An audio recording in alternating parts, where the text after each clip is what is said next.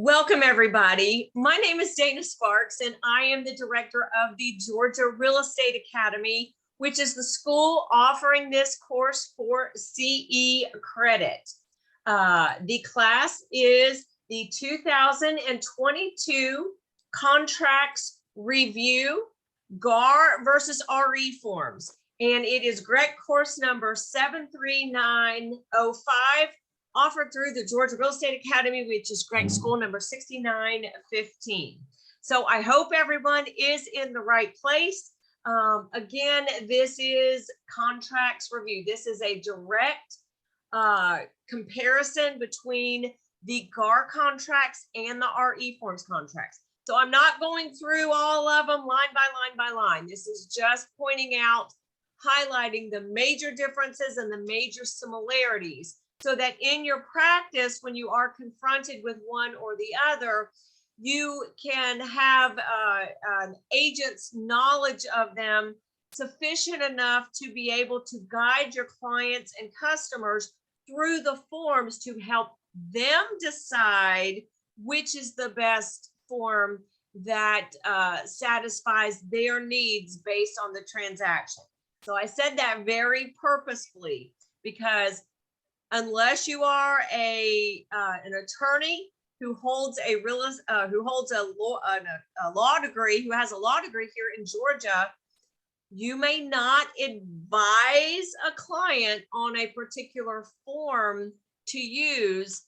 That really is the practice of law. Now, with a real estate license, however, you may guide your client and or customer through an offer or through a counter offer and talk through the benefits or detriments of those forms and what is contained in those to help your client or customer, help your public person make the best decision on which form contains issues or strategies or obligations and consequences that best serve their purpose.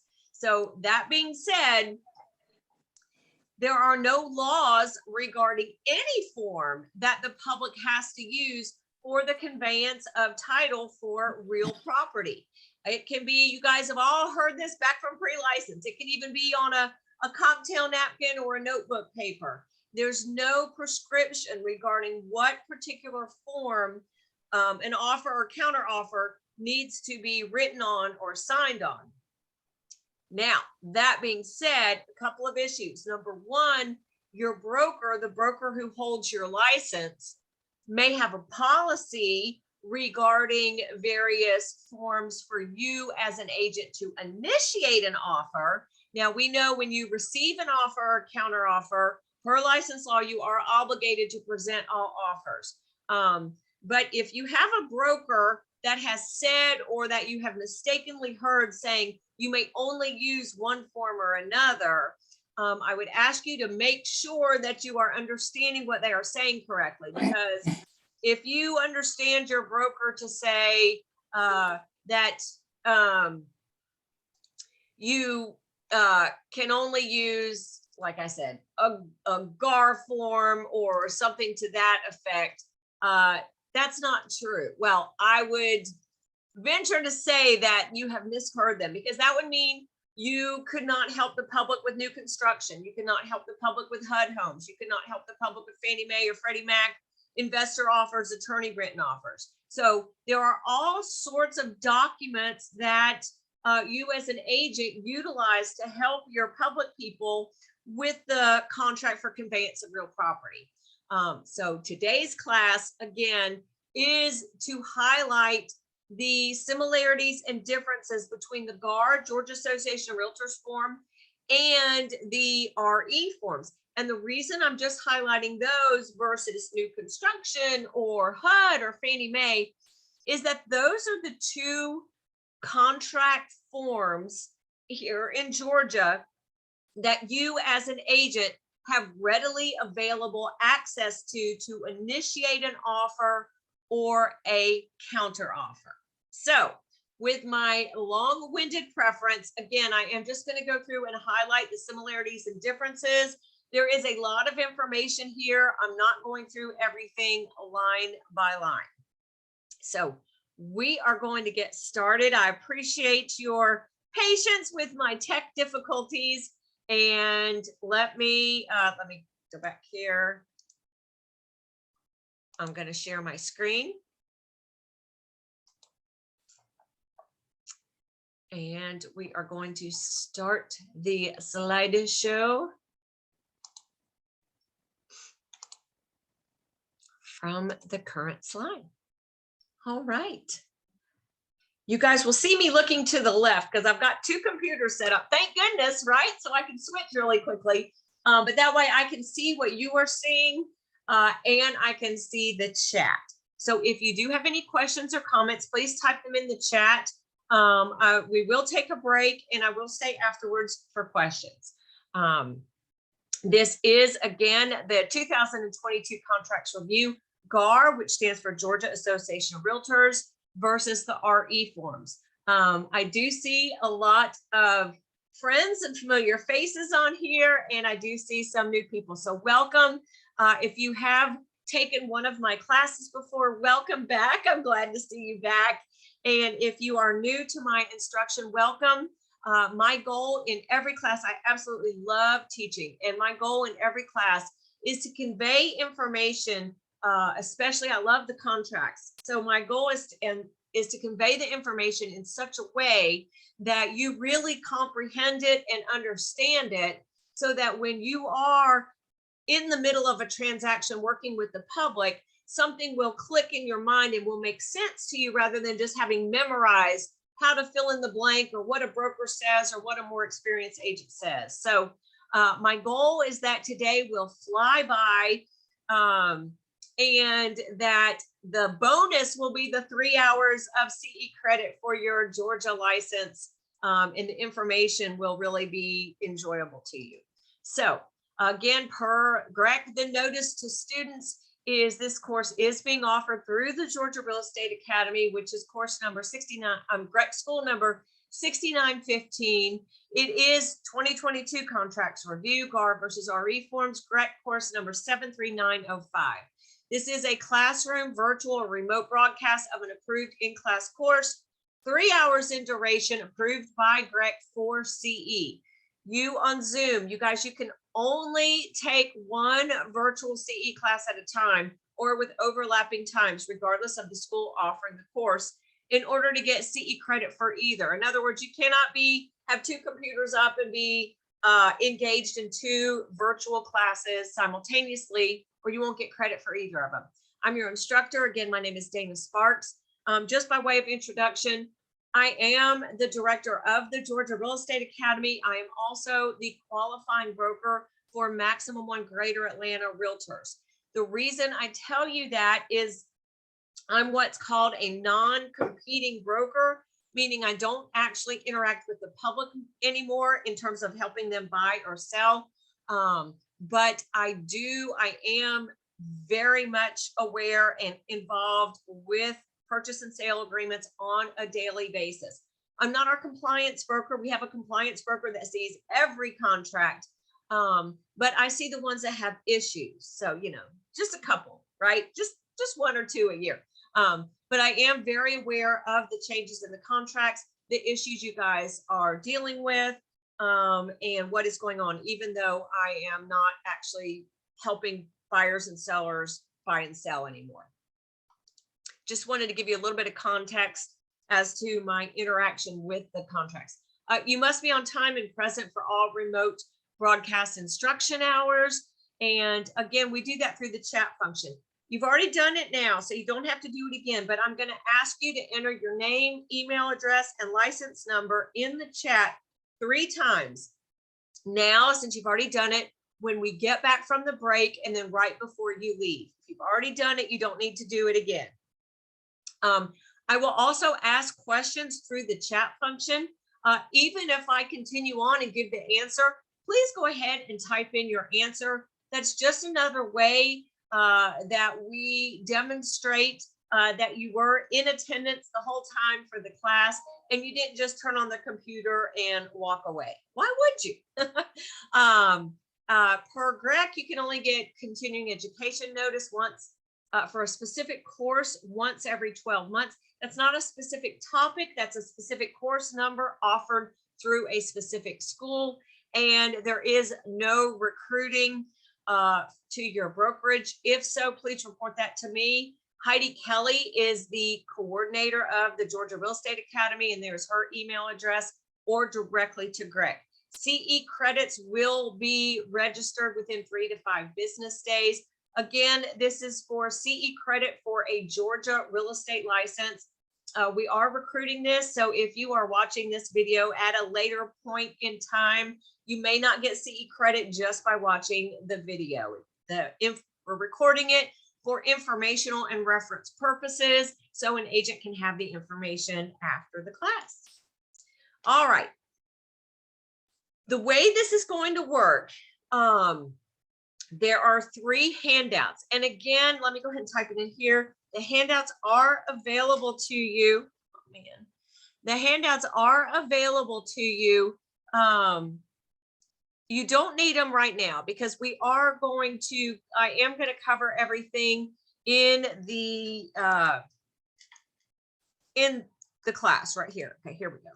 But if you want them for reference, if you go to www.eagentweb.com, I just put it in the chat, click on training videos and scroll through the page for this class, you will find the handouts, PDF forms that you can download. So here's the way it works. I've got one handout that is a table of the differences. And the way to read this table is you've got the issue, how GAR or Georgia Association of Realtors handles that issue, where you can find it in the paragraph number in that contract, how the RE forms handles that issue and where it is there. Additionally, I have, let me make this small.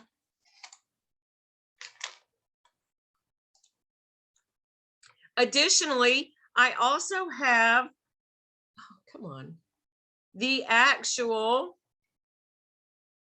there we go, the actual handouts. And this is what, again, is available to you if you go to that website. So this first handout, it says handout 1 of 3, table of the differences. And this is where the handout is that, again, I'm going to cover in the PowerPoint. Handout number 2 is the GAR contract package. It says handout number 2 of 3 GAR contract forms. And again, this is the actual training versions of the GAR forms with all of the issues underlined in red and notes written out. And then handout number 3, it says handout 3 of 3 RE forms contract forms. And these are the RE forms training versions with all of the issues underlined. So again, these 3 documents, sorry, I'm making you dizzy, are available for you in the handout, but everything is addressed in the PowerPoint. So I'm going to flip back and forth. So don't get dizzy. It will make sense and you'll get the hang of how I have everything set up as we continue on. All right. So just a brief background, the Georgia Association of Realtors has had the copyright and has created what we call the GAR or GAR contract package for at least 30 years. I've been practicing for over 27. And those were the primary documents that I used when I started practice. So I know it's been over 30. I know it's been over 30 years. Prior to that, every brokerage had their own contract form. If you have an Alabama real estate license, you're a little bit more familiar with that, where every association has their own contract forms. But here in Georgia, every brokerage had their own contract forms. Got a little bit crazy. So GAR, Georgia Association of Realtors, came up with a set of contract forms that was widely available to all brokers. Then in 2012, what happened? Well, the real estate market tanked in 2008. And basically what happened was GAR started charging for the use of their forms. If you were a realtor then you paid dues, part of your dues money to your local board, also went to the state level, which is the Georgia Association of Realtors. So you were paying for the license to use the GAR contracts for that year. In 2012, GAR said, if you're not a realtor, we're not getting your dues money, so you can use our forms, but you have to pay us separately for them. Well, there were a lot of brokers, and FMLS and Georgia MLS got together and said, we need to come up with another set of contract packages that agents have readily available access to initiate an offer or a counter offer. So in 2012, the RE forms, sometimes people refer to them as the FMLS forms, since that's the largest place where most agents access them. But that's when they were born, and that's why they were born. They are available to real estate licensees in the state of Georgia at no cost. They have been modified. They were born in 2012, modified, drastically modified in 2015 and 2019. A couple of major modifications in 2021, and no changes actually in 2022 from the 2021 forms. GAR changes their contracts every year.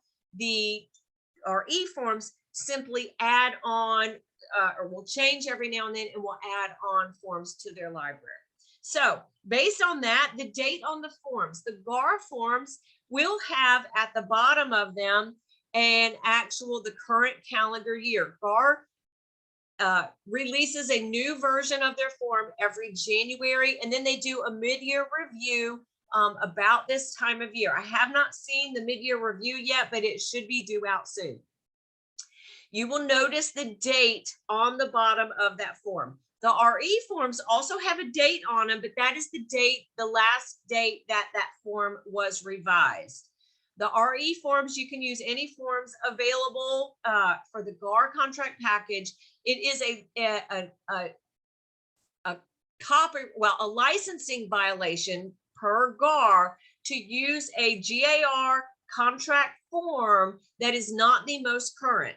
So if the form has 1122 on it, and you're using a form that has 1115, that is a GAR licensing violation. They can take away your use of their forms or your broker's use of the forms. And you're like, well, why would anybody do that? First of all, I don't know where they have access to them unless they've stored them on their computer.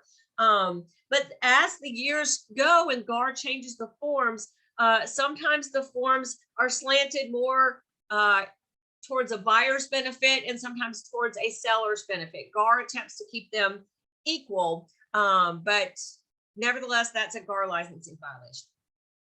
Where are the fill in the blanks? In the GAR packages, the fill in the blanks are on page 1 or page 1 and 2 of the contract form. In the RE forms, they are scattered throughout the entire contract.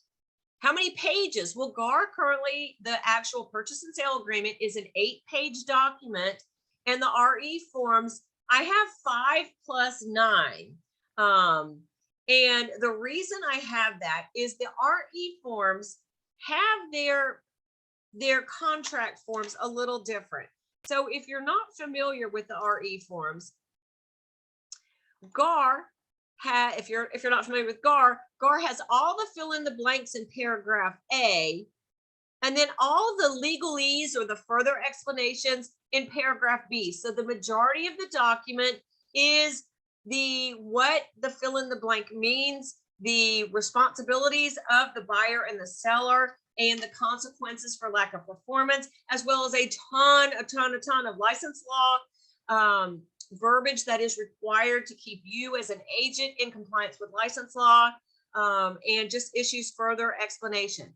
The RE forms contract package, that is comprised on 2 forms. There is the actual contract for the purchase and sale of residential real property. This is where the fill in the blanks are, and it is scattered throughout this document. This is a 5-page document, but it doesn't have all the legalese. For example, well, we'll get to that when I get to the example. Then there is another document called the standard terms, for the purchase and sale of real property. And the standard terms is incorporated into the purchase and sale agreement. But as an instructor to an agent and as a broker, we have this as a policy at maximum 1. But regardless of who your broker is, I highly, highly encourage you to actually, this standard terms are available to you wherever you access your forms.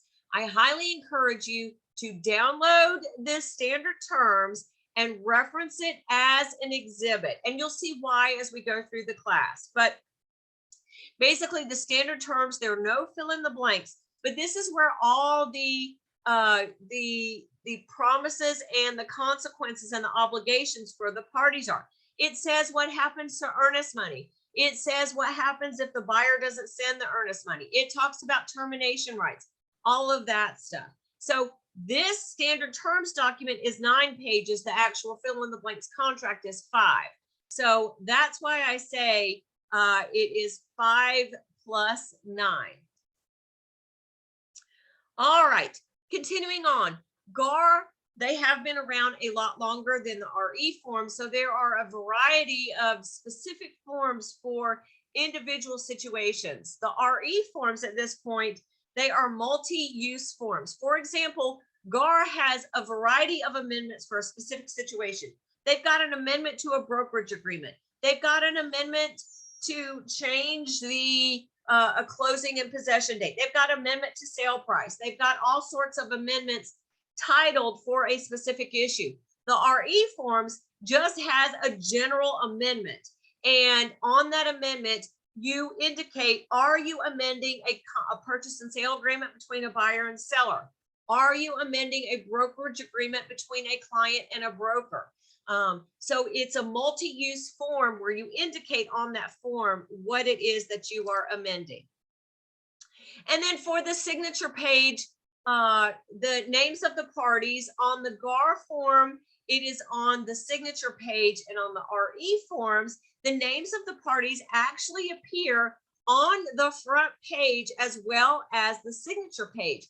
That's kind of handy in this market. This is spring of 2022, and it is a very competitive market, and we have a lot of sellers that are getting multiple offers from a number of buyers. So in the RE forms contract, you'll see this is the very first page of the contract, and you see that it has a fill in the blank on the very first thing after the offer date for the name of the buyer and the name of the seller.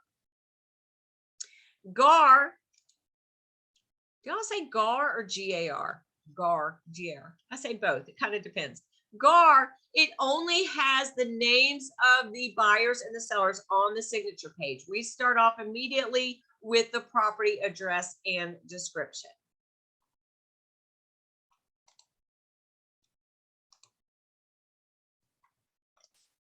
All right, what type of title is conveyed when a buyer and a seller go binding on one form or the other? What type of deed? The deed is a limited warranty deed in both, and the title is insured by good and marketable title. So that's the same on both. While we're here, let me just show you a little bit about how to read this table. So here's the issue, the deed. What type of deed is conveyed? This first column is Gar, second column is RE form. So the type is the limited warranty deed. See this information here, F20, it's supposed to be 1, not 11, -B1A, and here RE11. That is where you can find what I'm talking about in the actual contract. So again, in the Gar, we're looking for F201B1A. So here's the Gar. We're on F201. Now we're looking for paragraph B1A. There it is, warranty. It has limited warranty deed and good and marketable title. So again, that's what it says in the table. F201, A and B is the deed where you can find what I'm talking about. Don't take my word for it. Don't ever take any instructor's just word for it. The contracts are nothing more than a set of instructions to the buyer and the seller, what they need to do to convey property.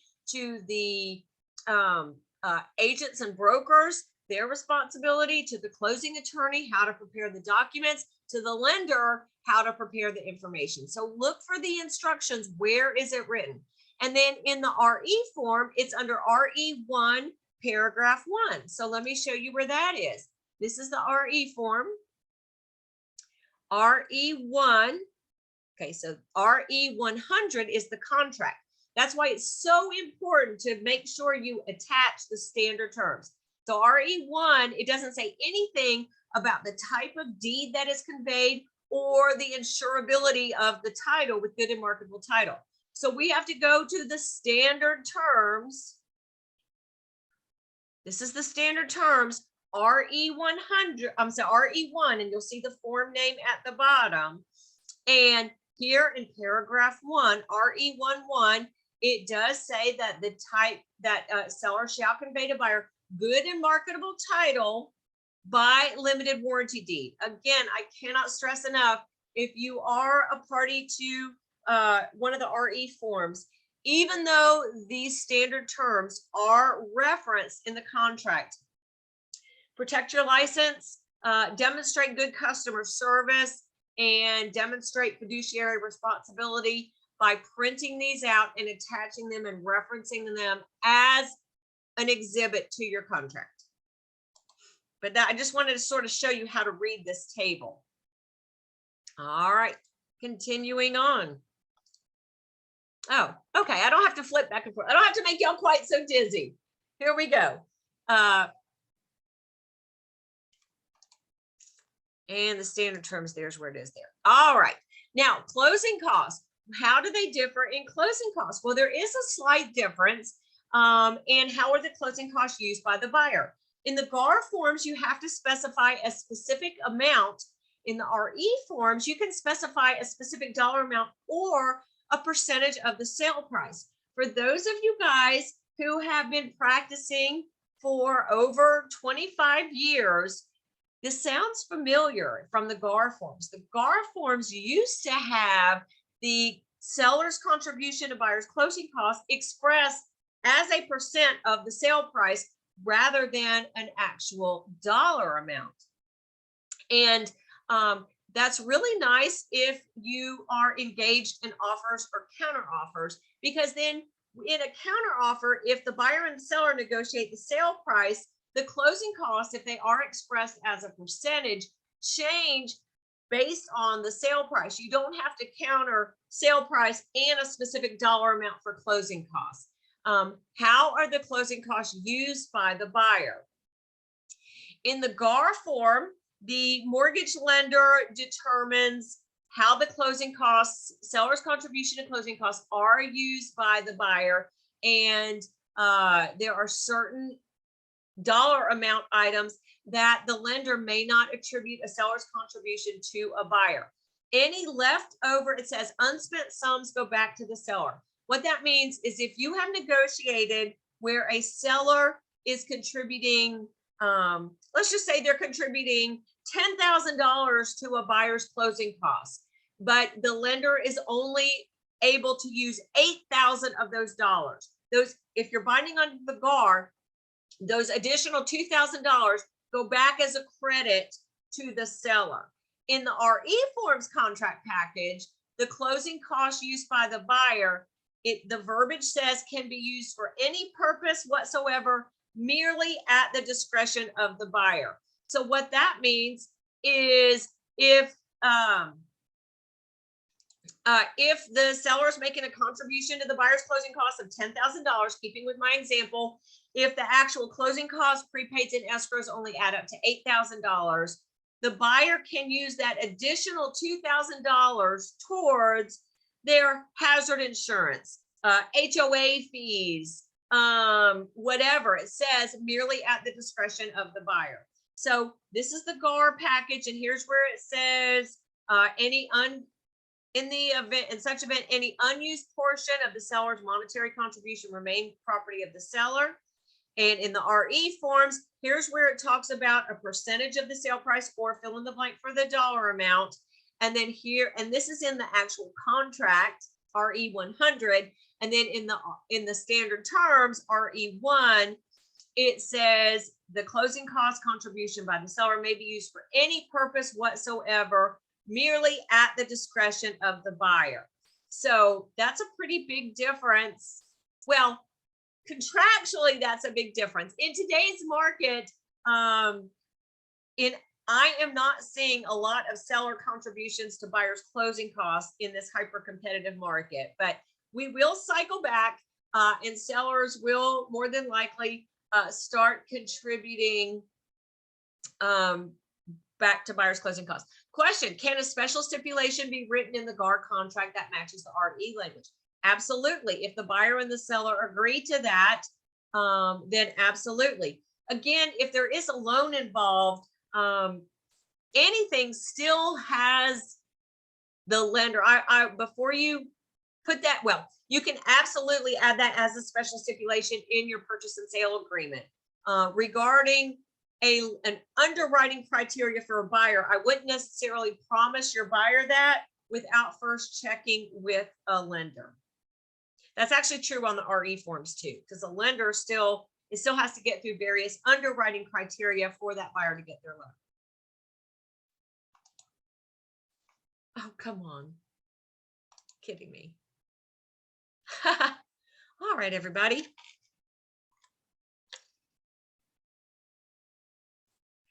All right, we're just going to do it from the handouts. All right. Make this a little bit bigger so y'all can see it. You can see it pretty well. All right.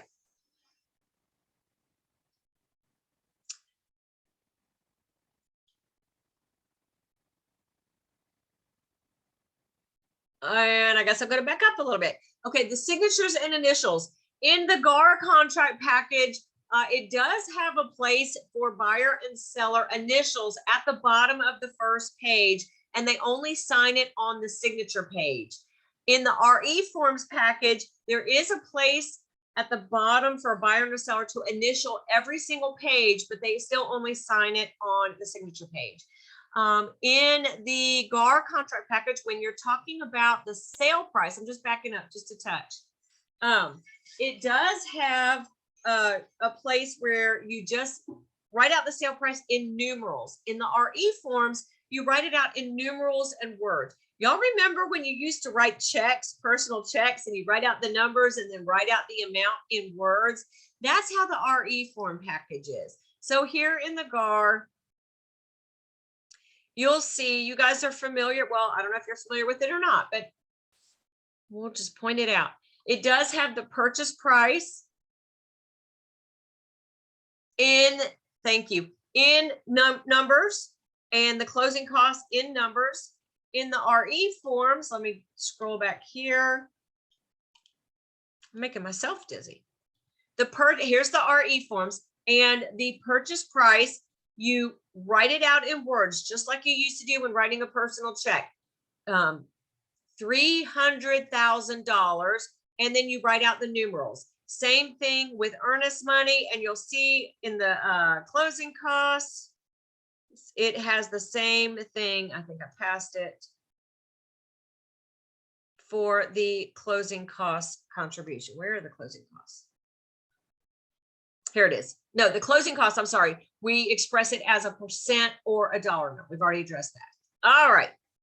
Here we go back. We talked about the closing costs. All right, on to the earnest money.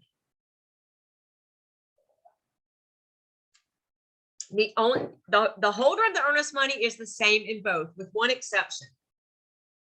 In the GAR contract package, if the buyer and the seller choose or negotiate to have a closing attorney as the holder of the earnest money, that is addressed further by the Georgia Association of Realtors. In the RE forms, there is nothing else addressed if the closing attorney, again, is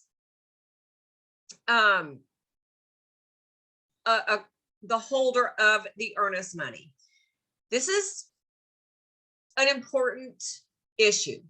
If you go binding under the GAR contract package, it states, it's a little reminder for you, and it requires that GAR F510 is an exhibit and is attached to the purchase and sale agreement. Then there's another document, F511, that is an agreement signed by the closing attorney that needs to be signed, and the closing attorney needs to agree within 3 business days after binding agreement. I'm not going to go into those forms. We cover those in depth in the 2022 GAR contract dissection class. But I am just bringing to your attention the difference in the R, and let me show you where that is. Holder of the earnest money. If the holder is a closing attorney, F510 must be attached as an exhibit, and F511 must be signed by the closing attorney. F511 is not an exhibit to the contract.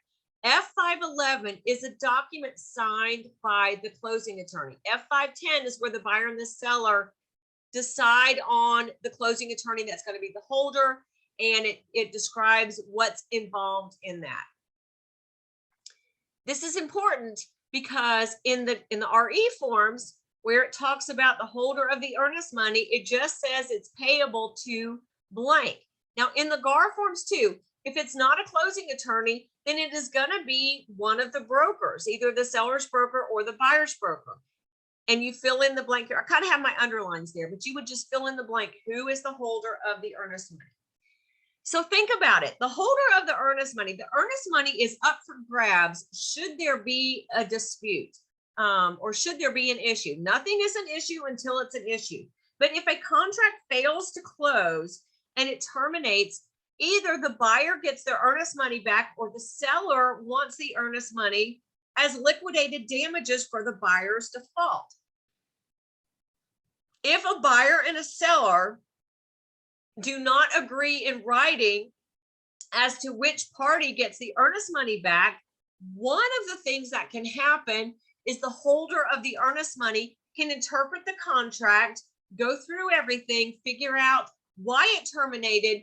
Did it terminate by an unexpired contingency and one of the parties just isn't signing, or was there a default? And then decide, send notice and decide, we call this the 10-day letter, who's going to get the earnest money. When you as an agent, you are an affiliated licensee of the broker. When you come on board with my company and I sign your independent contractor agreement, I am giving you permission to sign a purchase and sale agreement. All contracts are in the broker's name. All brokerage agreements are in the broker's name. But when you come on board with me, I give you permission to sign a purchase and sale agreement. Part of what that permission is that I'm granting to you when you sign that is, number one, it indicates that if you said we have agency with that public person, yes, we do in fact have agency, a client relationship with that public person. The other thing your signature does that I as a broker have given you, my agent, permission is if me as the broker or the firm is the holder of the earnest money, when you sign, you are signing saying that you are obligating me, the broker, to fulfill the responsibilities as holder of the earnest money. I have to make the deposit.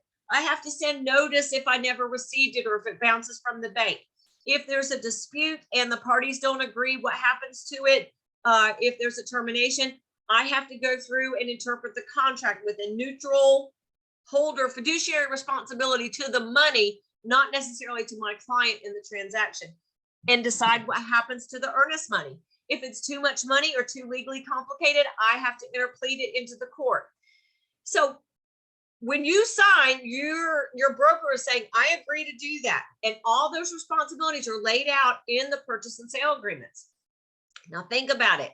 If you're putting down a closing attorney as the holder of the earnest money, if they don't sign anything, your closing attorneys are not obligated to fulfill any of those responsibilities as holder. They don't have to do anything. They don't have to make the deposit. If it terminates by default, they don't have to interpret the contract. They can give it back to whomever they want to give it back to. If prior to this in GAR, we had a lot of closing attorneys where a contract would fail to close, buyer clearly defaulted, and the closing attorney just gave the earnest money back to the buyer. They said, That's where I got it from. That's who I'm giving it back to. We even had a couple, this was years ago, where there was a fully executed termination and release agreement where the buyer defaulted and the buyer on the TNR said, please give the earnest money to the seller as liquidated damages because I don't want them to come after me legally.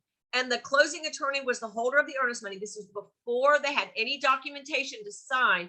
They gave it back to the buyer anyway. They said, that's who I got the check from. That's who I'm giving it back. So without an attorney signing anything, agreeing to fulfill those responsibilities, now attorney can't steal the money, obviously, but they can do whatever they want. So Gar recognized this fact and came up with one document, F510, where buyer and seller come to terms on which closing attorney is going to be the holder. And then this other very important document, F511, is where the closing attorney signs agreeing to fulfill all the responsibilities of holder.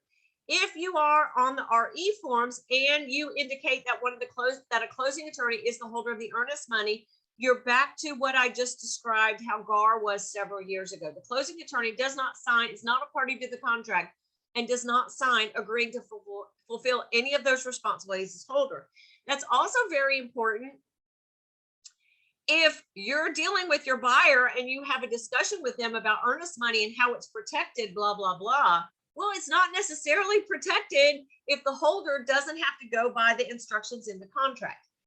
Now, one more thing while we're here, I will tell you that in the F510 and 511, so currently as of 2022, if the buyer is an all cash buyer and not getting a loan, even when the closing attorney signs these forms, if there is a dispute, if it doesn't close and there's a dispute over the disposition of the earnest money, the closing attorney is obligated to interplead it into the court. You have now just created a lawsuit between the buyer and the seller over who gets the earnest money.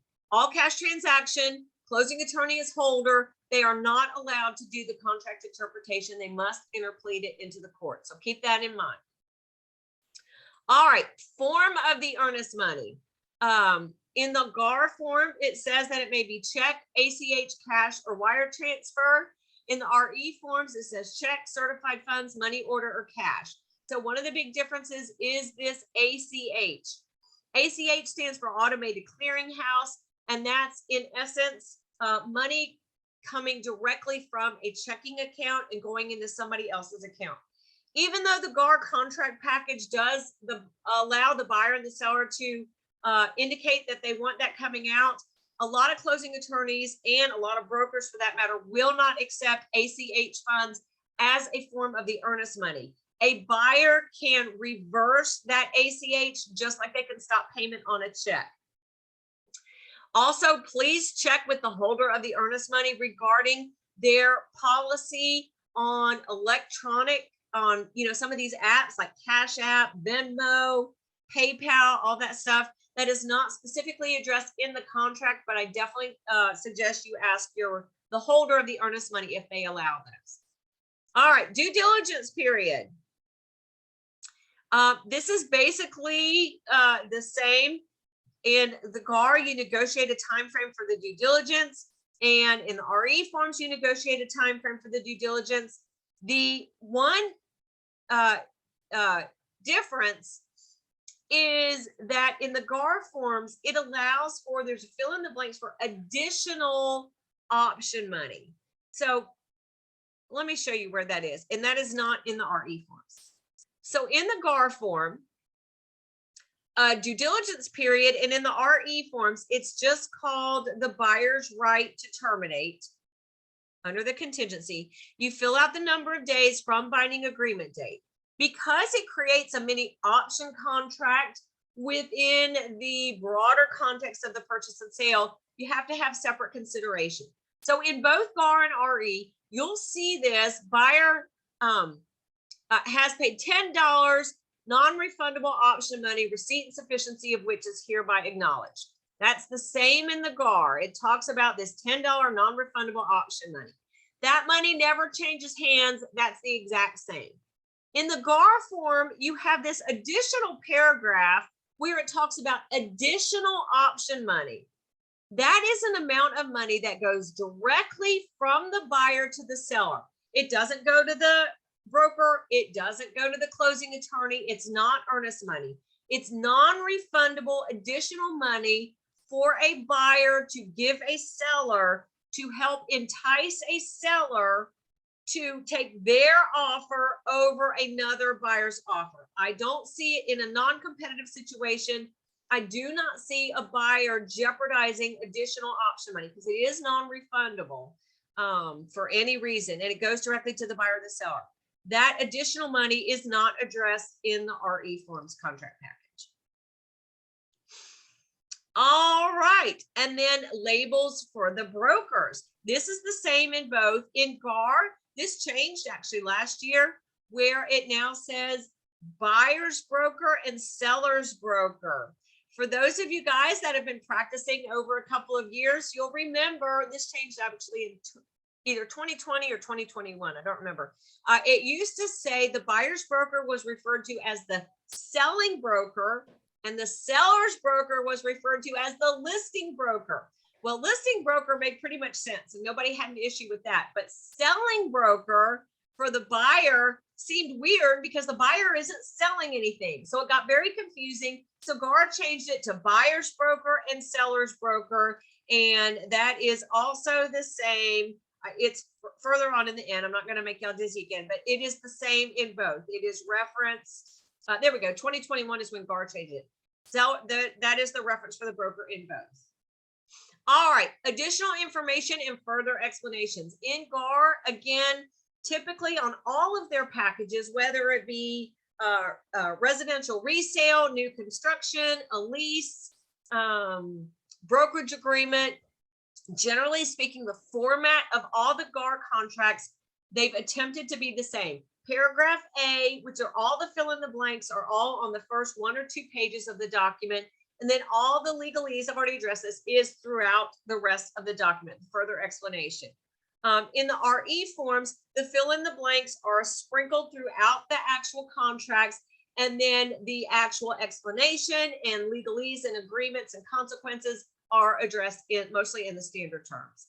All right, we talked about the deeds, talked about closing costs, prorations. Both GAR and RE state that at closing, there are fees and property taxes that are going to be prorated at closing, and that if the closing attorney, for example, property taxes, if the property tax bill is not out, then a closing attorney assesses the property taxes based on the last year's bill from the county. So sometimes property taxes change. In this rapidly increasing market, property taxes are going up. So when the actual bill comes out, if there is a difference than what the closing attorney put on the settlement statement at the end, buyer and seller agree to negotiate directly between themselves after closing. Ha ha ha. Just saying. Did I say that out loud? But anyway, that is both in the GAR and the RE forms contract. In the RE forms, however, there is a place where it does state, I'm sorry, let me see where it is, RE1 5.2. So RE1 is the standard terms. 5.2 is where it talks about the prorations. It does go on here to state that the parties agree to reprorate. Why am I being confused? Oh, unless prohibited by the lender, amounts prorated as of the date of closing, unless the parties expressly agree in writing that said item or items are not prorated, or the proration is based on the date of possession rather than the date of closing. So if you guys are writing a contract on the RE forms and the parties decide to not prorate those taxes, this says it must be in writing. So you would need to add a special stipulation to put it in writing that they do agree to not prorate the taxes. Now in GAR, actually, as of 2022, under the prorations paragraph, it does go on to say GAR has added, where is it? GAR has added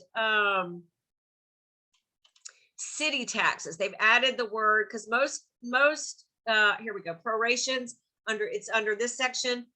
In 2021, they added also that the parties agree to prorate city taxes in addition to the county taxes. Most likely the closing attorney is doing that anyway, but GAR has just clarified that in the purchase and sale agreement. GAR has also added additional verbiage that says that after closing, from the closing date moving forward, the buyer is the one that assumes the liability for an unpaid property tax bill for that property. In addition, if there is a tax bill that's under appeal and they lose that appeal. So as of closing, all of the tax problems, if there were any unpaid taxes, become now the liability of the buyer. All right, here is a huge difference in the purchase and sale agreements. If there is a delay in closing, the GAR contract package allows for the buyer and the seller, either one, to extend the contract by 8 days unilaterally, meaning the other party does not have to agree. So one party agrees to extend the contract by 8 days. The other party is held into the contract against their will. Why do I say against their will? Well, if they agreed, then the extension would be done by amendment, where you need both buyer and seller agreeing. So this is a last ditch effort. One party can extend it. Now there are specific reasons. They can't just extend it for any reason, or movers aren't lined up, or they change their mind. There are very specific issues and reasons why a buyer or a seller may extend a GAR contract without the other party's consent. Again, I covered this in depth in the 2022 GAR contract dissection class. In the RE forms, there is no right to unilateral extension. There is a right, however, to a unilateral termination by the seller. So let me show you where this is a little bit. And this is really interesting because I have found that there are not only new licensees, but there are a lot of experienced agents that believe this unilateral right to extend is Georgia law. It has nothing to do with law. It is simply a provision of the GAR contract. So if a buyer and a seller are binding on an RE forms contract, a HUD contract, new construction contract, Fannie Mae, Freddie Mac attorney contract, there's no right to unilaterally extend unless they agreed to do that. Likewise, if the buyer and seller are parties to a GAR contract and you don't like this provision, you can add a special stipulation that says all parties agree paragraph B4A is no longer part of this contract. But anyway, here's where it is in the GAR, that where it says the either buyer or seller has the right to extend for 8 days, and here are the reasons. And it can only be done one time per closing. In the RE forms contract, I just got to see where it is, RE1632. It says, this is where it talks about this paragraph 6.32, a seller's unilateral right to terminate should the buyer have to extend. You're like, Dana, what on earth are you talking about? Well, we all know since October of 2015, there are new federal regulations called TRID regulations, which stand for Truth in Lending RESPA Integrated Disclosure. That's a mouthful. We had a ton of classes on that years ago, 7 years ago now. But basically, bottom line is a lender is federally prohibited from closing a purchase and sale agreement on behalf of a buyer if the lender has not sent out a financial disclosure. It's not the dollar amount to the penny. It's not cash to close, because that can change based on a closing date. But there are certain fees that a lender may not change. They can't bait and switch a buyer saying they're their interest rate or APR is this when it's actually this. So there are certain fees that a lender may not change after a certain point, and they have to send the buyer the financial disclosures of those fees that cannot change 3 days prior to closing, or they are federally prohibited from closing. So we can't get by federal regulations, and that's part of the Frank-Dodd Act. But so how does the RE form contract address that? Well, it says here, it's all spelled out here in this paragraph 6.32, that if, here's where I have underlined, federal regulations and underwriting guidelines prevail. If the guidelines result in an increase in the cost or expense to the seller, or affect the date of closing. So that would be if the TRID disclosures have not gone out, so you can't close on the contract closing date.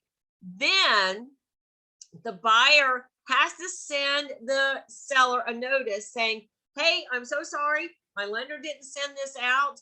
I can't close on the contract closing date. I have to close on a later date. Once the seller gets that notice, so first thing, buyers, you need to send that notice. Once the seller gets that notice, it is the seller's sole discretion to unilaterally terminate the contract within 3 days of being notified that the lender can't close on the date of closing. If the seller does not send notice back that they're terminating the contract, then whatever that new date is the new date. That is a big, big difference between extension of the contract. All right, moving on, where it talks about the closing attorney or the firm in the GAR, it states that the buyer, we all know that if there is a loan, if a buyer is getting a loan, the closing attorney represents the lender. That's the same in both contracts.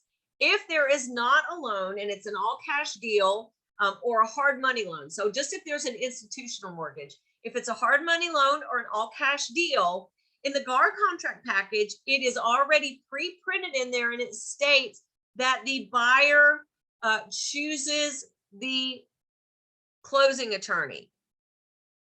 In the RE forms, let me show you guys where this is. There is a fill in the blank in the actual contract. Right here under the closing attorney, where it says, here it is right here. You fill in either buyer or seller shall have the right to select a different closing attorney. Now, in the RE forms, I'm sorry, back in the GAR contract too, let me just bring this quickly to your attention. It does have on here that, all right, here under this paragraph, it does say again, if it's an all cash transaction where the buyer does not obtain mortgage financing, the closing attorney shall represent the buyer. Do not let your buyer think they have legal representation should there be a dispute with the seller or one of the brokers over the contract. That's not what that means. It doesn't mean that the closing attorney represents the buyer for any dispute. It just means that basically how the closing attorney is directed to prepare the forms in the absence of a loan is with the buyer's perspective with regard to the contract. We don't need to go there, but what I do want to point out to you is don't let your clients think they've got legal representation for free just because they're a buyer if there's a dispute. That's not what that means at all.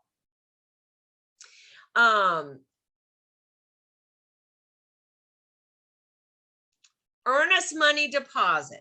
All right.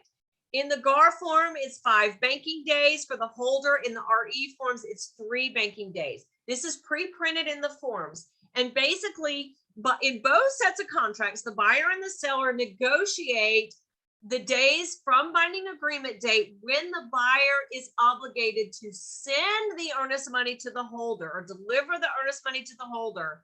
But pre-printed in the forms is an obligation when the holder is obligated to actually make the deposit of the earnest money. GAR 5 banking days, RE forms 3 banking days. And then the form of the earnest money, I sort of addressed this at the beginning where it says check, certified funds, ACH money order. In the Gar form, in 2022, they've added verbiage where the holder must approve the form of the earnest money, regardless of what the buyer and the seller negotiate. So for example, there are many closing attorneys and many brokers that if the earnest money is $5,000 or more, they require it to be in certified funds. Additionally, if the earnest money is $10,000 or more, they typically require it to be a wire, money delivered to the holder via a wire transfer. So even though a buyer and a seller, let's say the earnest money is $12,000, and on the purchase and sale agreement, the buyer and the seller negotiate that the form of it is going to be a check. Regardless of that, in the Gar contract package, it specifically states that the holder must approve. In the RE forms contract package, that is not specifically spelled out. However, the holder still must approve of the form of the earnest money. There's a lot of verbiage in Gar where it is written in there for clarification purposes for the public buyer and seller, as well as for agents and brokers. So there are some situations like this example where it's still the case that the holder might not accept the form of the earnest money, even though that's not spelled out in the purchase and sale agreement. That's still the case. The holder still has to approve of that. And then default. Okay, so what happens if a buyer, they've agreed that they're going to send in the earnest money? Let's say the buyer says they're going to send the earnest money to the holder within 5 days of the binding agreement date. Well, what happens if the holder, if they never send it, or they send it and the holder makes the deposit, but the bank doesn't honor the funds? It bounces from the bank, or for whatever reason, the bank doesn't honor that fund. Well, the holder has to give notice to the buyer and the seller that we don't have earnest money. You guys, the purchase and sale agreements for the holder of the earnest money acts like a receipt. Just like when you go to a retail store and buy something, you get a receipt. This purchase and sale agreement, if it says ABC broker is the holder, XYZ broker is the holder, such and such closing attorney is the holder, and it has a dollar amount. If you don't hear anything back from the holder saying, whoa, I never got the money, then in essence, this acts as a receipt that the holder did in fact get the money. So holders, if I have any brokers on this, if you never get the funds, or the funds are not honored by the bank, you'd better send notice. Not only are you contractually obligated, but for your own protection, so that if there's a dispute, you don't have to dig into your own account to cover that money. This is a receipt for those funds. So if it's not, the holder sends notice that there's no money there, and then that creates a default on behalf of the buyer. The buyer then has a time frame to cure that default, and if not, the seller can terminate. In the Gar form, the buyer has 5 banking days after they get notice from the holder that we never got the earnest money to make good on the money. Thereafter, if they don't make good on the money, the seller has 7 days to terminate the contract. In the RE forms contract package, here's where it says who the holder of the earnest money is. And here's where it says that if in the event said payment is not time, I'm right here at the bottom, not timely remitted, the seller shall promptly be notified by the escrow agent. That's the same. Seller shall then have the rights and remedies set out in this section. Again, on the actual contract, RE 100, it goes to closing. So where are those rights and remedies? Yep, you got it. They're on the standard terms. So we go here to the standard terms, and it talks about, I know I'm making y'all dizzy. It talks about, I think I passed it. Anyway, it talks about the earnest money, and the information is the same. It constitutes a default. In the RE forms, the buyer now has 3 banking days I'm sorry, 3 calendar days as opposed to 3 banking days to make good on the money, and thereafter the seller has the right to terminate. So this is a difference in time frame for a buyer to cure a default if they never send in the earnest money or it bounced from the bank. Both of them, seller can terminate. All right, disbursement of the earnest money. This is the same in both. If you go to closing, it just gets attributed to the contract. If there is a termination, buyer and seller have to agree on what happens to the earnest money. If not, as I've already addressed, the holder can do a 10-day interpretation letter, unless it's cash on Gar, and then the closing attorney has to interplead it into the court. Too much money or too legally complicated has to go to court.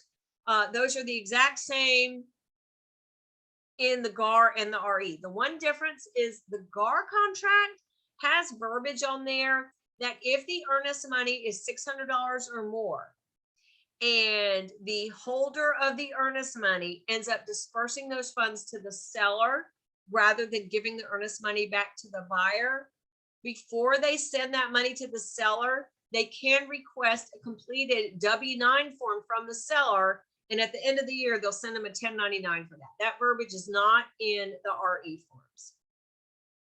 Utilities, what about utilities? In the Gar contract package, it has pre-printed that the seller is obligated to turn on the utilities and keep them operational through closing.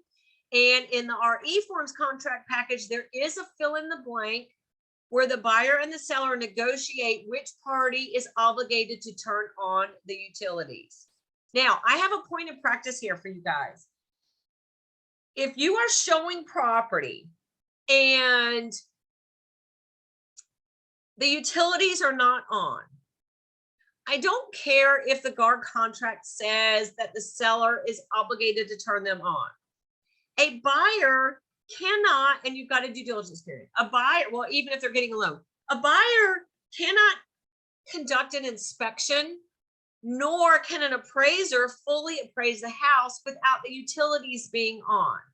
So how are you going to address this? Because let's say you have a 5-day due diligence period and the seller never turns on the utilities, or they don't tell you they're going to turn them on until a week later.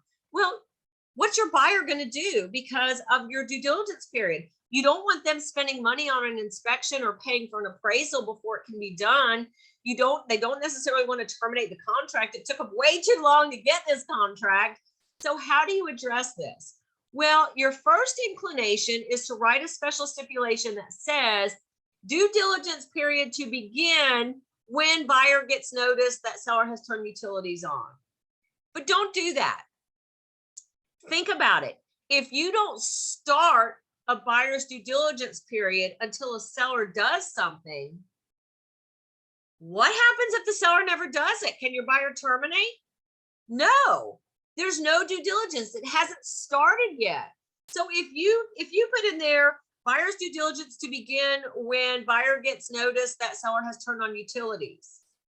Well, if you never do that, a buyer can't terminate. If they terminate, they'll lose their earnest money because they'll be in default because due diligence hasn't started yet.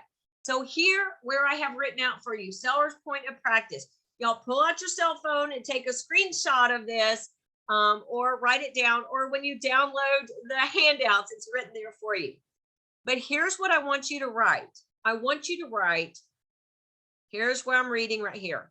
Buyer's due diligence or general right to terminate, as that term is called in RE forms. Buyer's due diligence period to begin upon binding agreement date and extend for whatever you negotiate. 5 days after buyer's receipt of written notification from seller that utilities are on and operational. So my point is, you always want to start a buyer's due diligence period from the time of binding contract, and then you extend it for a certain number of days after you get notice that the seller has done what you need them to do. That way, if the seller never turns on the utilities and the buyer gets tired of waiting, the buyer then still has termination rights with protection of their earnest money because their due diligence started at binding agreement date. So this is a great one to use for utilities. Another good one where another issue where this is good to use is, let's say the property has a homeowners association and the seller has not completed the community association disclosure where the buyer has any idea of what the fees are going to be. The fees to join that, to buy in that neighborhood with the HOA might might throw a buyer out of qualification, or a buyer might not want to pay that. So if you don't have that form, you're going to use this same stipulation. Buyer's due diligence period to begin upon binding agreement date and extend for whatever, 5 days after buyer's receipt of written notification, after buyer's receipt of completed community association disclosure form by seller, something like that. So just keep that in mind. All right, we're gonna continue on just for a little bit, and then we will take a break in just a little bit, so hang in there. All right, inspection of a property by buyer or buyer's representatives. Very similar in both. In the GAR, it just says the buyer has the right to inspect the property, and the buyer may enter the property from binding agreement date through closing, and the buyer has a duty to inspect the neighborhood. In the RE forms, very similar. It does state that the buyer has a duty to inspect, and same thing, buyer may enter the property from binding through closing, again, with reasonable notice to the seller. If there's a damage to the property from an inspection or any of the buyer's representatives, the buyer is obligated to repair any damage in both of them, and all parties agree to hold the broker actually harmless from any damage. That's either damage to the property or injury to a person on a buyer's behalf. Let's say you buyer hires an inspector and they go into the property, they're in the attic inspecting the attic, and there's rotten wood, and the inspector falls to the floor from the attic. If the inspector's injured, you hold the broker harmless. All right, contingencies in the contract. This is a bit of a difference between the contract packages. In the actual purchase and sale agreement itself, under GAR, there is only the due diligence period as a contingency. Any other contingencies must be addressed and negotiated between a buyer and a seller on a separate exhibit. In the RE forms contract package, there are 3 built-in contingencies within the actual contract. So here, it's under paragraph 6.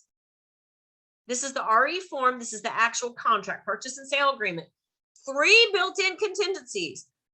Buyer's general right to terminate, which is the same as the due diligence period, and you fill in the time frame, number of days from acceptance date, which is the RE forms term for binding agreement date. Here's the appraisal contingency. This contingency shall expire at 11:59 on the day that is blank number of days after the acceptance date. And then here is the financing contingency, subject to financing, and here are the terms. 3 built-in contingencies into the purchase and sale agreement on the RE forms. Now, you must check the box to make the contract contingent upon that. So, for example, under this financing contingency, if you do not check the box, that makes this an all-cash offer. Even if you fill in this information, if you don't check that box, it is not part of the purchase and sale agreement. If, even on the RE forms, if the buyer is getting an FHA or VA insured loan, you must use a separate exhibit, but that would be the only exhibit you need. All the other terms of the financing contingency for conventional loan, you fill out here. Just want to bring to your attention, highlight one more time why it's so important to attach the standard terms to your contract. Here's where it talks about the appraisal contingency. This contingency shall expire 11:59. I'm on the RE forms package now. That is blank number of days after the acceptance date. Well, what happens if it doesn't appraise? What happens if the appraisal comes in less than the sale price? All of that information is contained where? Yep, in the standard terms. So, but back to the point at hand, 3 contingencies built into the RE forms, and in the GAR form, the only built-in contingency is this due diligence time frame. Repairs. How do the purchase and sale agreements in and of themselves address repairs? In the GAR contract package, it does state that if actual repairs are negotiated between the buyer and the seller, they must be done in a good and workmanlike manner prior to closing. In the RE forms, that was GAR. In the RE forms, it says if repairs are negotiated between a buyer and the seller, they must also be done in good work and workmanlike manner, but they must be completed 3 days prior to closing. That gives you time to negotiate if there's any issues regarding those pairs. Point of practice. What happens if what happens if a buyer and a seller do an amendment for the seller to do repairs, but the seller doesn't do them? Well, I'm telling you right now, I go over this more in depth in another class, but the buyer does not necessarily have automatic termination rights with protection of their earnest money. So you need to address the potentiality of what happens if a seller doesn't do what they said they were going to do when you're negotiating for repairs. So point of practice, at the time the buyer and the seller negotiate for repairs, that is the time to address what happens if the seller fails to complete them. If it's not addressed now, it's very difficult to get an amendment signed later. And again, as I mentioned, the buyer may not just necessarily terminate and get their earnest money back. We do have special stipulations that will cover these that have been given to us by various closing attorneys, and check with your broker or closing attorney. I do have those special stipulations as part of this handout package when you do download these handouts. And then when it talks about broker or agent's limits of authority, this is the same in both. It basically says the broker and you as an extension of the broker, as the affiliated licensee or agent, you have no duty to the public, no duty to your buyer or your seller outside of what is described in the actual brokerage agreement or in a customer acknowledgement if you've used that. It goes on to say GAR has just spelled out a little bit more protection for brokers and agents, where it does say that the buyer and seller have not relied on the advice or representations of the broker. It says, as I mentioned, if there are special stipulations, the parties approve of those special stipulations. And it goes on to say that agent answers to questions are from the information provided by the seller. Again, regarding the duties, that is actually spelled out in our license laws under Beretta law, which is OCGA 10-6A1. And as a point of practice, if you get asked a question, if you are using the GAR forms, they have a nice form called F325 Broker Information Disclosure, where you write out the question, you write out the answer, and you write out the source to the answer. And then,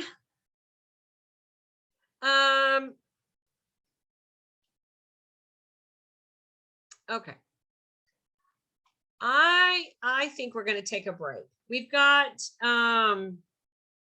let's take a break, and then we're almost done with the purchase and sale agreement, and then we've got some other documents to finish up.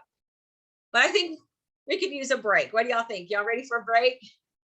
All right, let's take a break, and we will come back. I've got 11:01, so hang on, let me stop.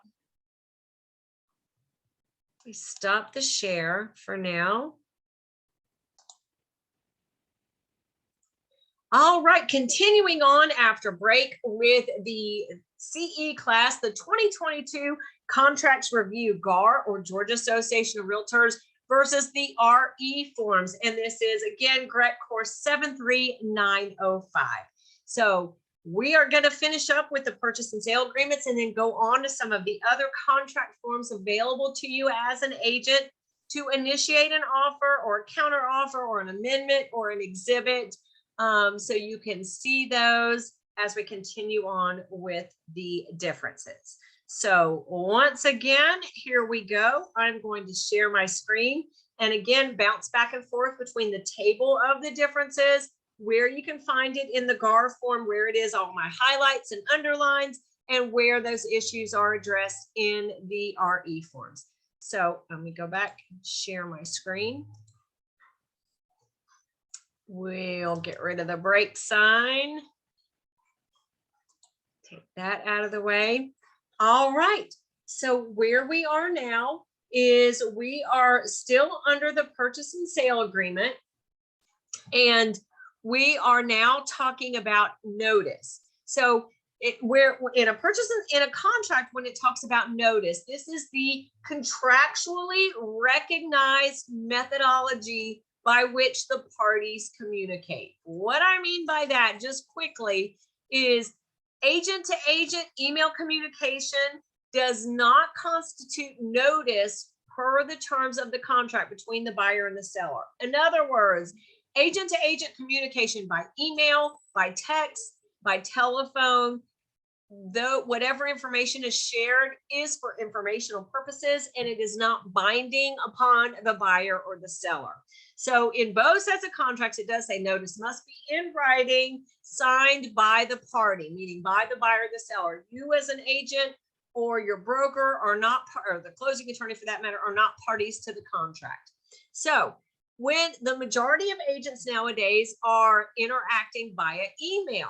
So both contracts specifically talk about electronic notice or notice by email. And in essence, what that means is when you send a document, a signed document between the buyer and the seller via you guys as agents or even directly to them, you do it via email or via an e-sign program with the document, signed document attached.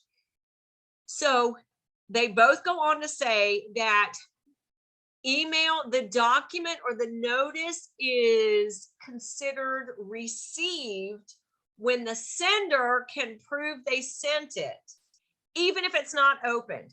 And why am I making, Dana, why are you making such a big deal of this? Well, I'm making a big deal of this because there's earnest money on the line for a buyer and a seller.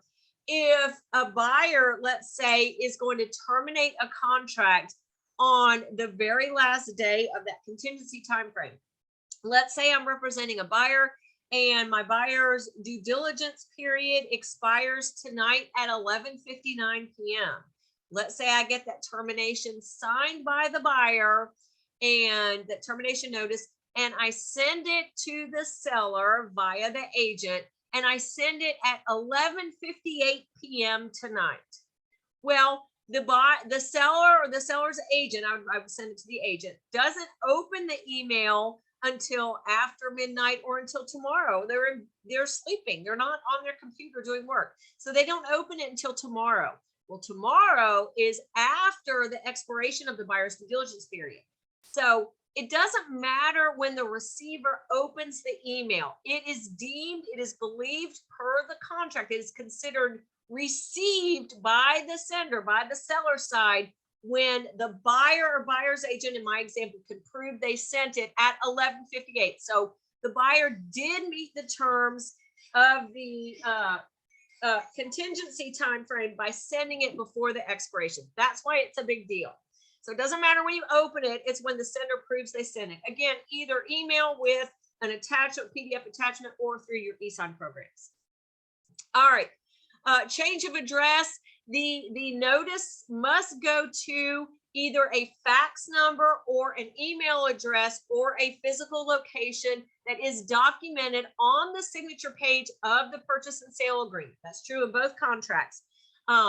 It does state that you can change that address, but you must send notice of the change of address, email or physical or fax number. Now, what happens if there's a default on the contract? This is now the same. If the buyer defaults on the contract, the seller's sole remedy is to keep the earnest money as liquidated damages. If the seller defaults on a contract, the buyer has one of two options. Either the buyer can terminate the contract, get their earnest money back, and go find another house, or the buyer can sue the seller for specific performance. What that means is they take the seller to court, and it's not a financial award, but the judge makes the seller honor the contract and go through with it. If a buyer's going to sue a seller for specific performance, they don't get their earnest money back immediately, because if the judge makes the seller honor that contract, earnest money is still part of that contract. There's a bunch of issues with that because there's some legal steps a buyer has to take to prevent the seller from selling the house to somebody else. But with respect to this class, the remedies for buyer and seller default are the same on both sets of contracts. In the RE forms contract, this got changed in 2019. It used to say that the remedy for default was any remedy under the law, meaning the parties could sue each other for damages and expenses and hotel rooms and all that kind of stuff. Now, don't get me wrong, anybody can sue anybody for anything, but what their attorney should argue is when you sign this purchase and sale agreement, you agreed that the remedy for default is the earnest money. And in both sets of contracts, the remedy for the broker is to pursue commission from the defaulting party for the commission they would have earned had the party not defaulted. Now, what about the condition of the property? The GAR contract, again, the GAR contract information is on the left and the RE forms contract information is on the right. The GAR contract says that at closing, the property shall be in substantially the same condition as it was as of the offer date, clean and free of trash, debris, and personal property not identified as remaining. In the RE forms, this is a little bit of a difference, and I'm going to go over this just briefly. It says that at closing, the property shall be in the same condition as it was a binding agreement date. Normal wear and tear accepted. And then it goes on to say still broom clean and all garbage and debris. There is a slight difference that could be a big difference between the verbiage substantially the same condition and same condition, normal wear and tear accepted. GAR used to have this verbiage and they changed it. The issue is, my understanding is there was a lawsuit several years ago where a buyer bought a property, 20-year-old property, and when they went under contract, the HVAC was working. When they did their final walkthrough prior to closing, the HVAC was not working. They failed to close, and the seller took them to court saying you defaulted on the contract. The judge ruled in favor of the seller because at that time, the GAR contract had this verbiage over here, same condition, normal wear and tear accepted. My understanding is that basically what the judge ruled, again, this was several years ago, is you bought a house, a 20-year-old house with a 20-year-old HVAC. It was at the end of its expected life, and it's pretty normal wear and tear for it to have pooped out about now.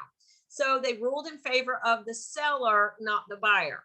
GAR then changed the verbiage to read substantially same condition. A non-working HVAC is not substantially the same condition as a working HVAC. So doesn't seem like a big difference, but that could be a pretty big difference in that type of scenario. All right, what happens if there's substantial damage to the property? And this is damage by an act of weather or a major act of vandalism. And basically GAR says either buyer or seller may terminate. If there's no termination, the seller has up to 1 year to get the property back together. And then they close within 7 days of notice that it's back together. In the RE forms, it says buyer may terminate or buyer can go ahead and close on the property, and any and all insurance proceeds from any insurance claims will go to the buyer. All right, what about changes or termination of the contract? In the GAR, it says any changes to the agreement or to terminate must be done in writing and signed by the parties. And in the RE forms, it says termination is defined and references the right to do so in separate provisions in the agreement. So it's basically the same, must be done in writing and signed by the parties. What about assigning a contract? So this is if you have a buyer that's an investor and they basically write an offer or go under contract with a seller, but they have absolutely no intention of living in the house. They are then going to sell their position with respect to the contract to another buyer who's going to live there, and they make money on the side. In the RE forms contract, assigning a contract is not referenced at all. In the GAR form, it specifically states that the GAR purchase and sale agreement may not be assigned. A buyer, investor buyer typically, may not assign the contract to another buyer without the seller's written permission. So point of practice, There is a brand new special stipulation in 2022 that is special stipulation 611 that states the seller consents to the buyer assigning this agreement to another buyer, assignee, and having assignee become the buyer thereunder. So you buyer's agents, if you're working with investors whom you know are going to assign the contract, you absolutely need to include this special stipulation in your initial purchase and sale agreement. Extension of deadlines. This is a big difference. In the Gar contract package, it states that there are no automatic extensions of any deadlines. In other words, if any contingency period ends up ending on a Saturday, a Sunday, or federal holiday, it ends on a Saturday, Sunday, or federal holiday. The only exception is the closing date. And in the Gar contract, it states, let me show you this because this is important. In the Gar contract, where it talks about extension of deadlines,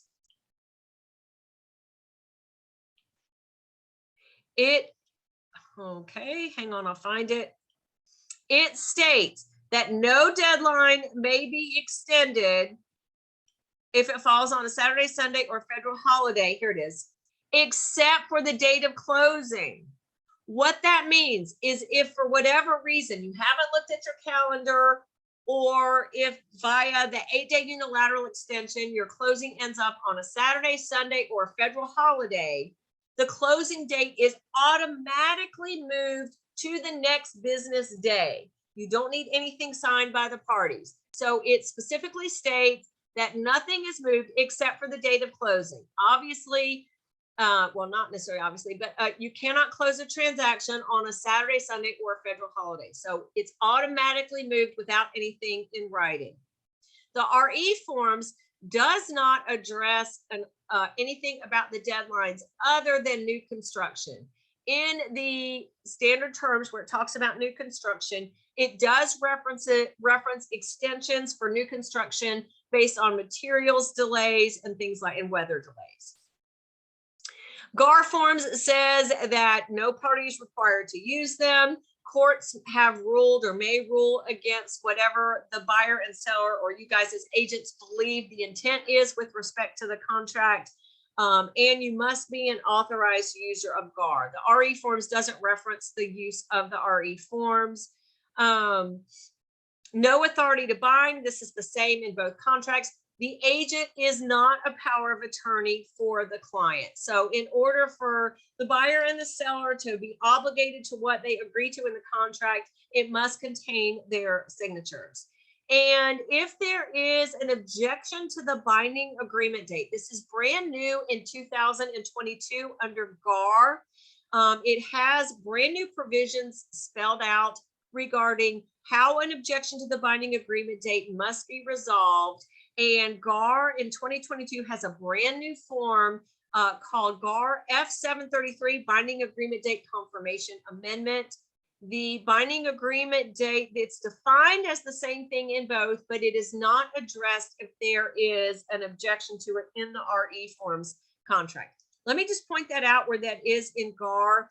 And again, I go over this in depth in the 2022 GAR contract dissection CE class. Additionally, I have a YouTube channel called Real Estate Made Crystal Clear. My target audience are all real estate agents in the state of Georgia, regardless of the broker who holds your license. I have gone over this. I have just recently done a video in depth regarding objections to the binding agreement date. But in the GAR purchase and sale agreement, it is under paragraph C. It talks about it here under CI, CJ, notice of binding agreement date, and CK, brand new paragraph in 2022, objection to binding agreement date, not addressed in the RE forms. Just a general point of practice, regardless of what contract package you're binding under, you need to get on the same page with both parties regarding the binding agreement date, because that is day 0 for the counting of all of the contingencies. All right, rules for interpreting this agreement. GAR in 2022 has written this out. This has been the case, but GAR has made it more specific. A brand new paragraph C4I, rules for interpreting this agreement. That's all spelled out for clarification purposes in GAR. In the RE forms, it is spelled out where it references exhibits, and it just says provisions of any exhibit attached shall prevail over any conflicting provisions in the contract, and a special stipulation shall prevail over an exhibit. So in essence, it is the same thing, it's just written out differently. You have just the pre-printed verbiage in a purchase and sale agreement or an exhibit or an amendment. Then you have anything that is handwritten on top of that. Then you have an exhibit. So anything in the exhibit shall prevail or take precedence over that.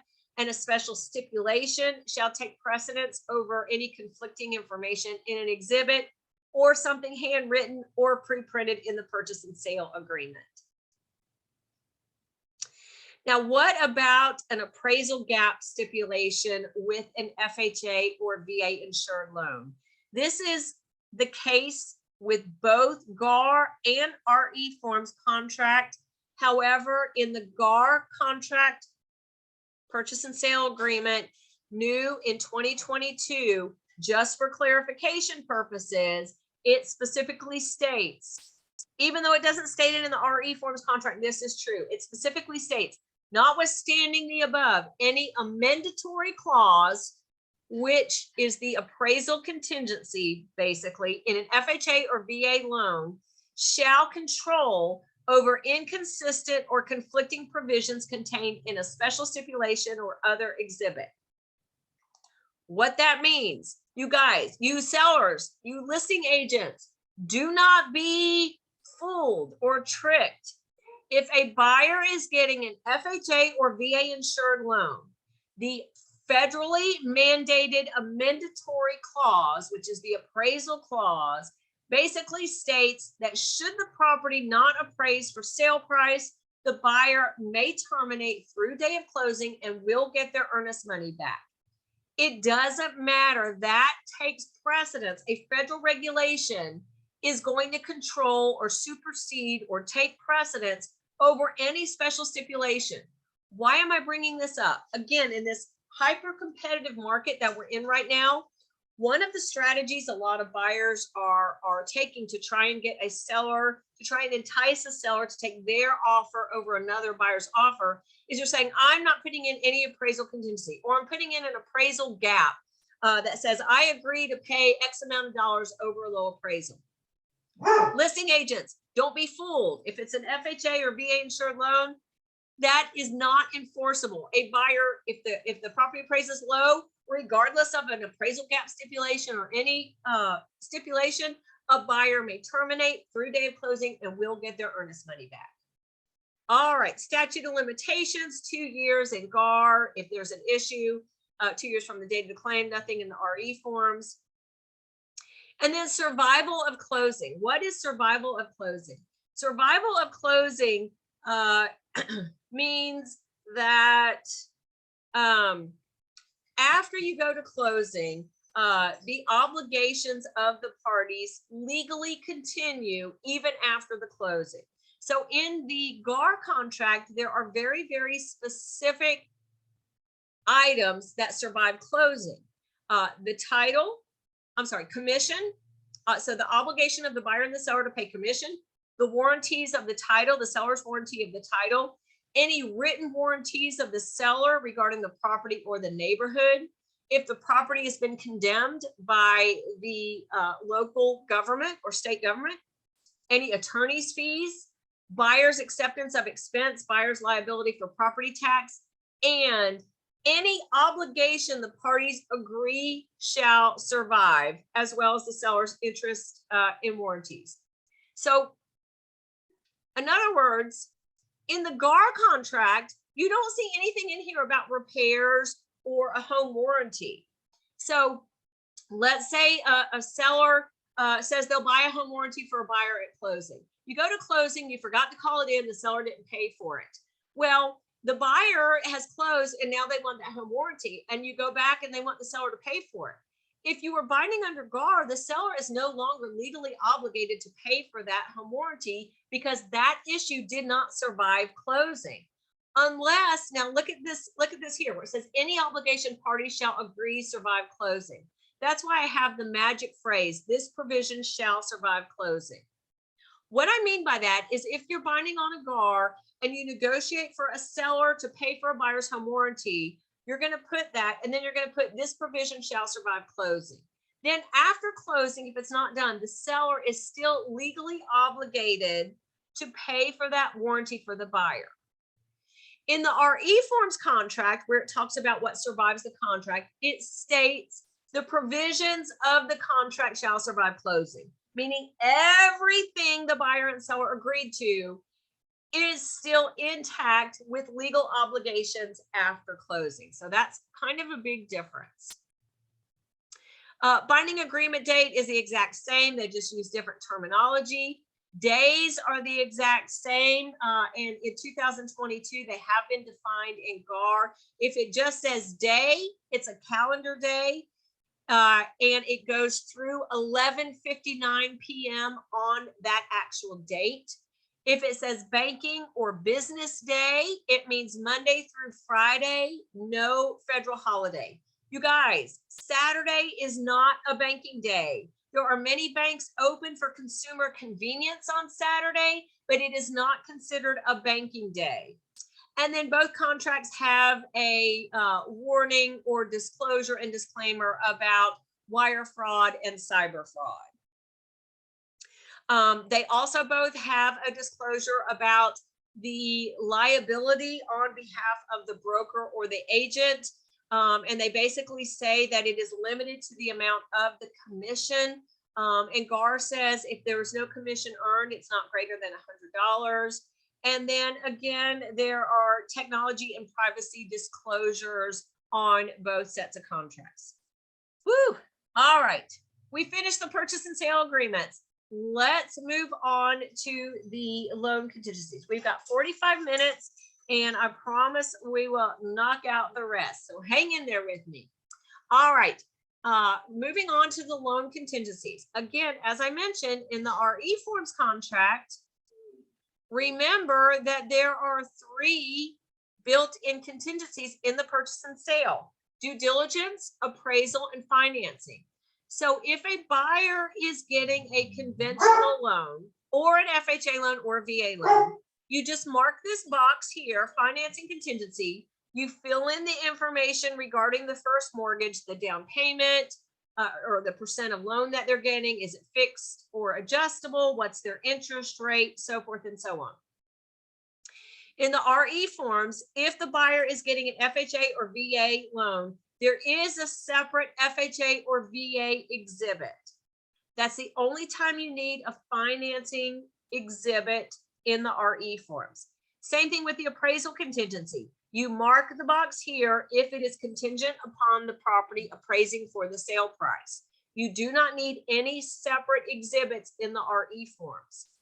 In the GAR contract package, the only built-in contingency is the due diligence. So if a buyer is getting, this is that broker's information disclosure where it has the question, answer, and source.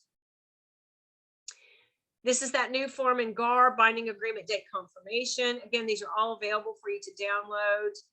All right, back to the RE forms. If it's an all cash transaction, you simply do not check this little box. That little box you don't check, and that makes it an all cash transaction. In the GAR, if it's an all cash transaction, you need this all cash or no financing contingency exhibit, and you fill that out. If a buyer is getting a loan or making it contingent upon financing, in the GAR, you complete the actual exhibit with respect to the type of the loan. Conventional loan contingency exhibit, FHA loan contingency exhibit, and there is a VA loan. Again, in the RE package, let me get past the standard terms. Hang on. The only time you use a loan exhibit in the I'm back on the RE forms, is if it's an FHA loan. Here's the FHA loan exhibit. and there is a VA loan exhibit. All right. Terms and timeframes of the loan contingencies. In the GAR, it's actually on the actual exhibit itself, where it has the financing contingency timeframe.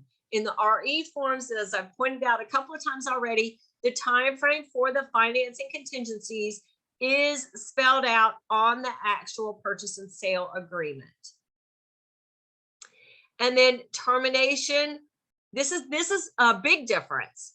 Termination, if a buyer is getting a loan and they have a financing contingency and the buyer is going to terminate the contract based on financing contingency and get the earnest money back, they have to they have to follow the procedures and the timelines. In GAR, that's all spelled out on the exhibits with all of that. And you have to provide a loan denial letter. You have to prove it. You have there's the time frame, and you have to terminate within the time frame, and you have to prove it with a loan denial letter. Now, what the GAR contract allows for is the loan denial letter may be sent from the buyer to the seller within 7 days after they terminate the contract. In the RE forms, where it talks about a buyer terminating based on financing, they still have to prove, they have to do it within the time frame, and they still have to prove it with a loan denial letter. But that loan denial letter must come simultaneously with the notice to terminate in order for a buyer to protect their earnest money. Now, what's in that loan denial letter? Both GAR and RE have very, very specific issues that the loan denial letter cannot say that the buyer's loan is being denied, or the buyer is still going to terminate, but they're going to lose their earnest money. Their earnest money is not protected, depending upon why their loan is being denied and what it says in the loan denial letter. Both contract packages have very specific terms, but they vary just a little bit. They're very similar, but they vary a little bit. GAR says the loan denial letter may not be based solely on the buyer's lack of cash. In other words, if they don't have their down payment money or don't have money for the closing costs, that's in both of them, they're going to terminate, but they're going to lose their earnest money. If the buyer did not comply with the lender when the lender asks for documents, that does not protect their earnest money. If the buyer has to sell or lease it, if their purchase of the new house is contingent upon them selling or leasing their old house, but they did not have a contingency exhibit specifically for that, their earnest money is not protected if they terminate under a financing contingency.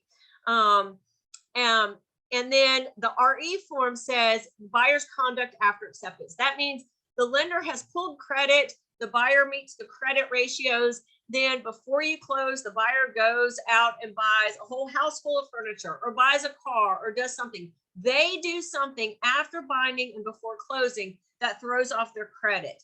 Their earnest money is not protected if that's the reason on the loan denial letter.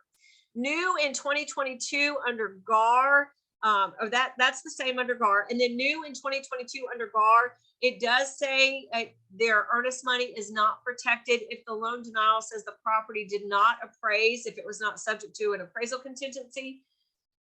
And again, one of the strategies that buyers are using is they are not making the contract, they're putting in 0 days for an appraisal contingency, thinking that their earnest money is protected under the financing contingency if it doesn't appraise, and that is not the case. Or this one's interesting, brand new in 2022 in GAR, a buyer's earnest money is not protected if they terminate under a financing contingency because the lender didn't get the job done. Guess what that means? That means your buyers need to be really careful about what lenders they choose, because if the lender drags their feet and doesn't get it done, the buyer is going to lose their earnest money. All right.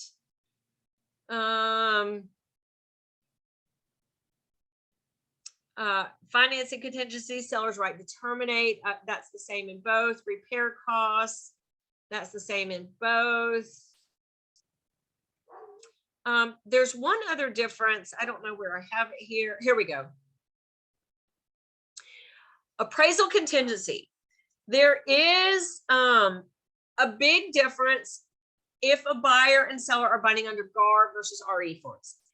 If buyer and seller are binding under a GAR contract, getting a conventional loan, and the property does not appraise for the sale price, the buyer is contractually obligated to give the seller the option to sell it to the buyer for the lower appraisal price.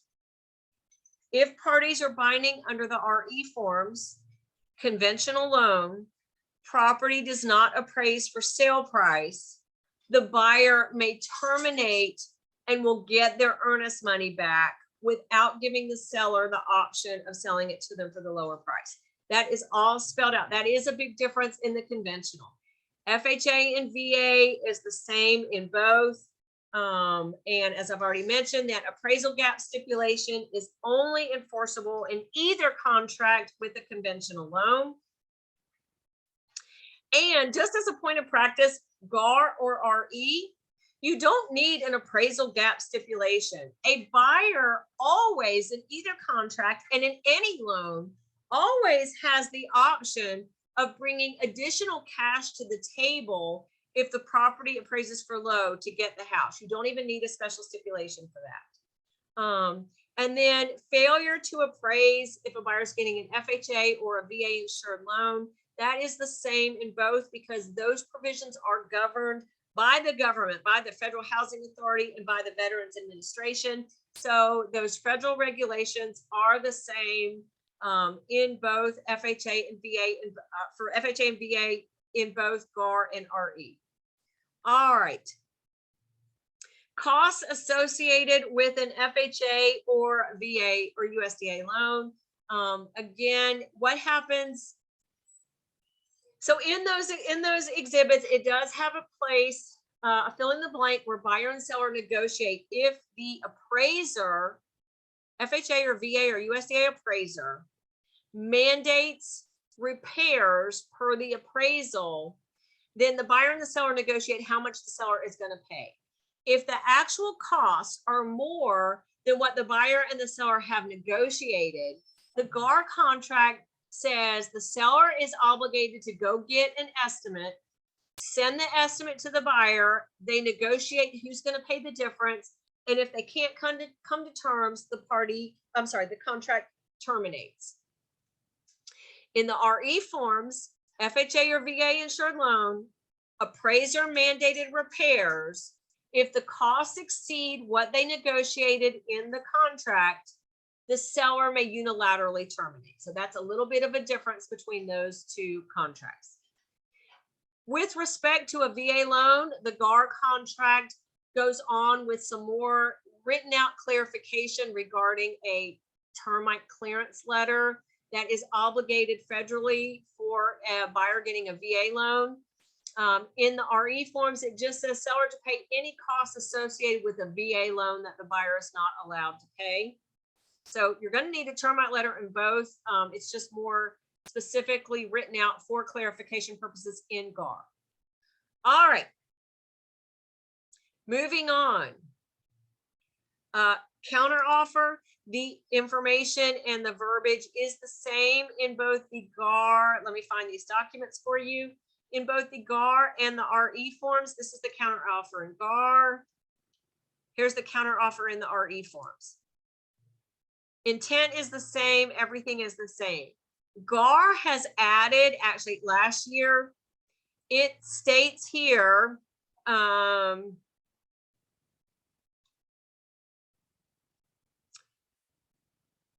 where does it state? This information right here, it says, this is brand new in 2021. It says the original offer and all previous counter offers are no longer available for acceptance. In the RE forms, it doesn't have that verbiage, but it does say this counter offer amends and is incorporated into the purchase and sale agreement. So let me go back here to my chart. Basically, what this means, the new verbiage added in 2021 for clarification purposes, means if a counter offer is initiated, even if it's not accepted, you cannot go back to a previous counter offer. Everything is off the table once a counter offer is initiated. So everything else is the same. GAR has just added that in 2021 for clarification purposes. All right, moving on to the seller's disclosure form. Little bit difference in the GAR and the RE form. So in the GAR, this is the seller's property disclosure statement where the seller fills out information to the best of their knowledge. Per Georgia law, a seller is obligated by our fraud laws to disclose latent material defects, even if they're selling it as is. It doesn't have to be on this form, but that is still an obligation. In the RE forms, they also have a property disclosure statement, and it has the same information. It does have the same information about a seller's legal obligation, but this form is just designed to help a seller convey information about the property to a buyer. Georgia is a caveat emptor state. This is spelled out in both forms, where the buyer is still responsible for checking out the property before they go through with the purchase. Now, GAR has yes or no. It has things like what was the year, what year was it constructed? Have there been any leaks? Blah, blah, blah, blah, blah. Yes or no. In the RE forms, it has the same information: year constructed, when did you buy? But when it talks about leaks and easements and other questions, the RE form does have the option for unknown. The seller can feel like yes, no, or unknown. The other big difference between the GAR and the RE forms is the very end of the GAR seller's property disclosure form. It has a fixtures checklist, and that is a place where the seller indicates what items stay with the property and what items the seller is taking with them. The RE forms does not have any kind of fixtures checklist. Now, don't get confused, because it does have some things that look similar.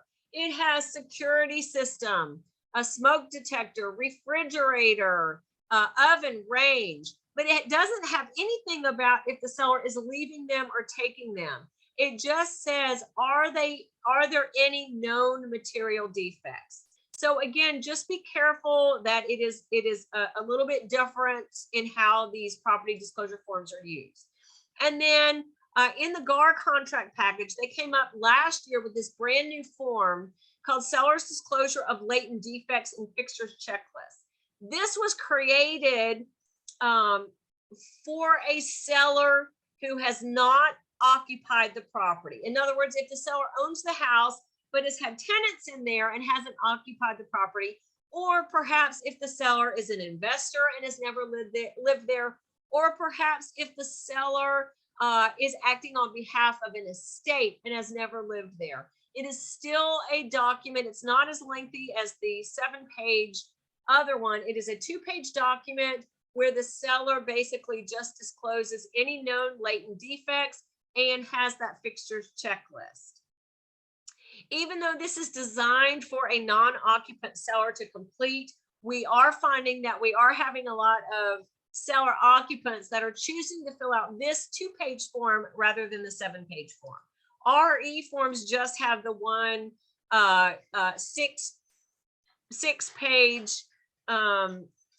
8-page seller's property disclosure form. All right, back to the comparison. Community association disclosure. This is the content of this form. The layout's a little bit different, but the content of this form is the same in GAR, community association disclosure, and in the RE, community association exhibit. In essence, it is a place for the seller to fill out all the fees associated with owning the house in a neighborhood that has an HOA. Initiation fees, transfer fees, assessment fees, so forth and so on. And both of these documents and both packages basically state that if a seller does not disclose the fees or leaves it blank, then at closing, the seller is obligated to pay those HOA related fees, even if they are for a buyer's benefit. This is not designed as a punishment or penalty for the seller. This is written in both contract packages because a lot of HOAs or management companies will only disclose those fees to the actual owner of record and will not disclose those fees to a potential buyer or even to the agents working on behalf of their clients trying to determine that information. All right, big differences in the sale or lease contingency exhibit. GAR, sale or lease contingency exhibit, they radically redid this form in 2021 if you have not seen it since then. And the RE forms also has a sale or lease contingency exhibit, but it is much,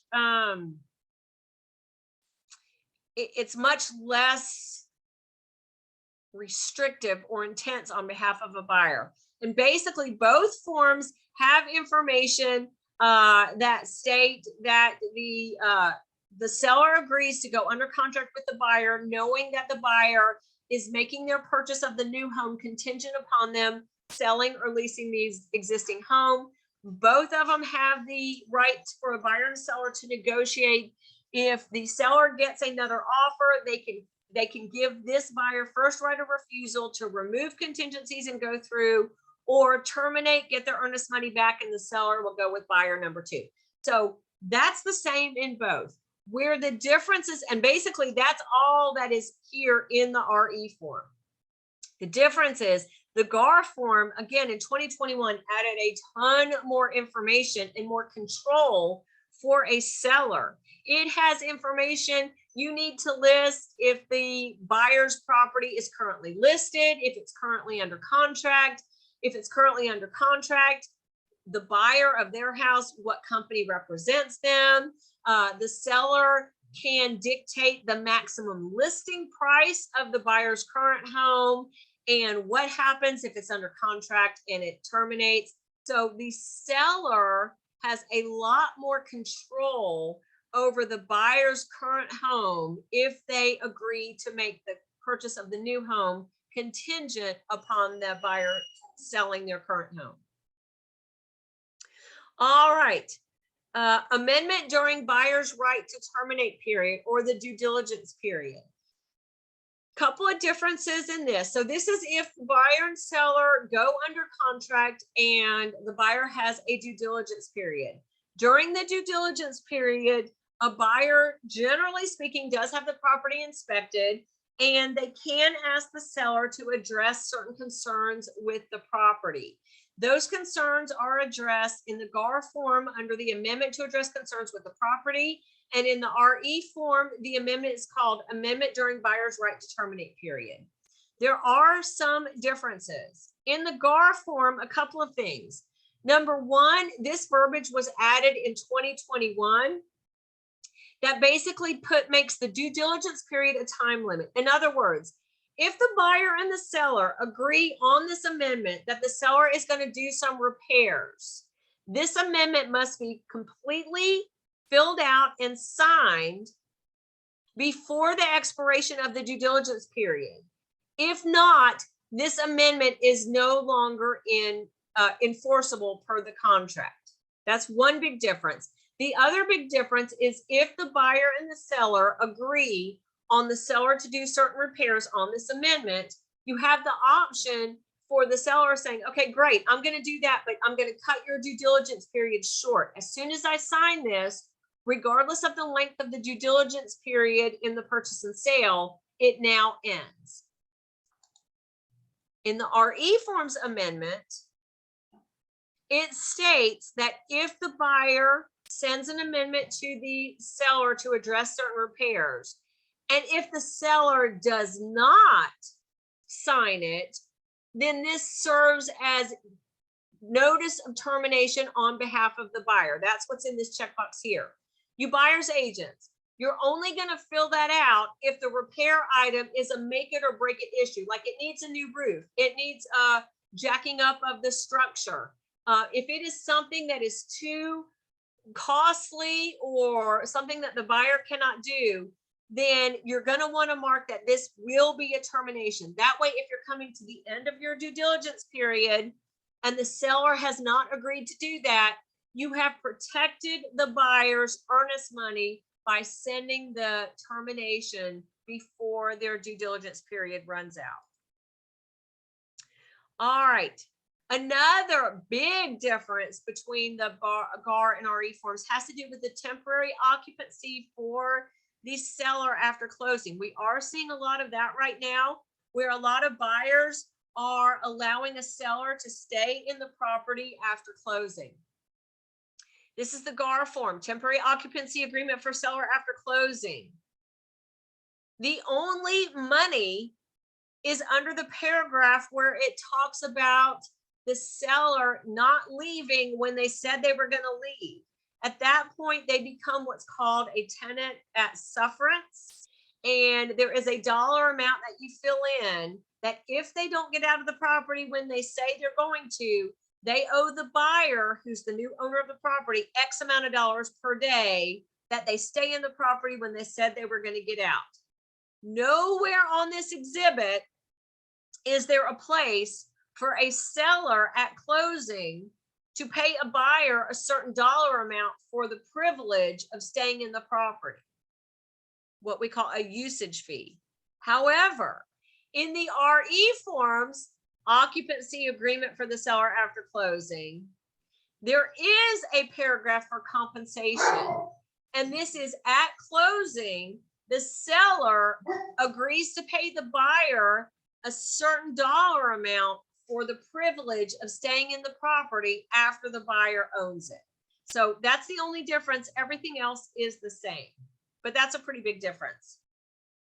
Closing attorney as holder of the earnest money. I addressed all of that at the beginning of the class. Termination and release. The only difference between there, termination of a contract and the disbursement of the earnest money are two, these are, I'm sorry, let me catch my breath. We talked about this at the beginning of the class, but these are the actual forms. This is the exhibit. If the closing attorney is going to be the holder of the earnest money, this is where they identify that, and this is signed, initialed by the buyer and the seller. And then 3 days later, the actual closing attorney must sign this document, and you'll see the only signature place is for the closing attorney. All right, now, termination and release. Under the GAR contract package, GAR addresses the termination of a contract and the disbursement of the earnest money on one document, even though they are two separate issues. You only need one party signature to terminate a contract, but you need both party signatures to agree to the release of the earnest money. So if a buyer terminates an earnest money and the buyer wants the earnest money back, if the seller doesn't sign this, it's still terminated. What's at odds are still up to be resolved. The issue still to be resolved is what happens with the earnest money. Both issues are handled on one form. In the RE forms contract, these two separate issues are handled on two separate forms. This is the notice to withdraw or terminate. So this is the termination notice of a contract. This has nothing to do with the release or disbursement of the earnest money. So not only do you need the party to sign this termination of a contract, you also need RE 212, agreement to disperse the trust funds, which is this. This deals with the earnest money. This deals with the termination. RE forms is two separate forms. GAR, it's one form, but it is two separate issues. All right. Whew, finished faster than I thought. Okay, pop quiz. The GAR contract is designed to protect whom, and the RE forms contract is designed to protect whom.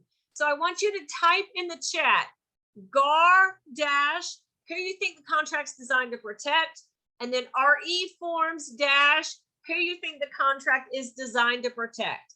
Type it in the chat. Who do you think each contract is designed to protect?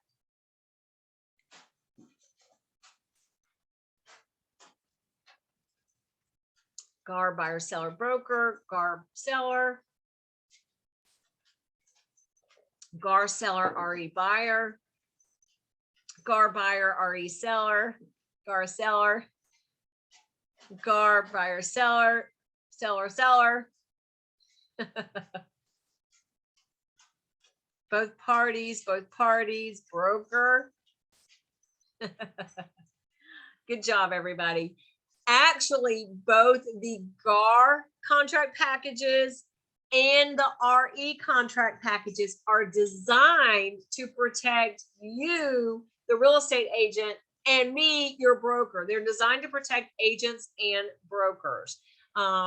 There are some provisions, as you've seen, as I've addressed, where there are certain issues that definitely lean a little more in favor of a buyer and definitely lean a little more in favor of a seller, depending on what the provision is and what contract the parties go binding. But design-wise, both of them are designed to protect you guys as agents. Why do I say that? The reason I say that is the reason they are so long for the GAR, and the reason the can't think of what I'm talking about. The legalese is so long in both of them is a lot of the pre-printed legalese. Number one has hold harmless language, liability protection language, disclosure language, again, designed to protect you, the agent, and your broker. Additionally, there is a lot of information and a lot of fill in the blanks that is designed for you as the agent so that you can stay in compliance with license law. What do I mean by that? Dana, what are you talking about, license law? For example, filling out the terms of a financing. It is a license law violation for you as an agent to make a contract subject to financing and leave all that information blank. Leave the percentage of loan blank. Leave the interest rate blank. Leave if it's a fixed or adjustable rate mortgage. It's a license law violation if you don't fill that stuff out. Additionally, it's a license law violation where your license can be sanctioned or jeopardized or revoked if, for example, you do not put in your license number or your brokerage's license number, or if you have a client relationship, if you have signed a brokerage agreement with the buyer or the seller and you don't disclose that in a purchase and sale agreement. That is a license law violation that must be disclosed on a contract. Well, the GAR, both the GAR and the RE forms have fill in the blanks for you to fill that stuff in so that you do stay in compliance with license law. Let's say, for example, you are representing a buyer and they're buying a new construction property and you're using the builder's new construction contract. There's not always that agency disclosure representation. There is also not always a fill in the blank for your license number or your firm's license number. You would need to add those in. A new construction contract, a HUD contract, attorney written contract. Those contracts are still enforceable between the buyer and the seller, but your license could be potentially in jeopardy.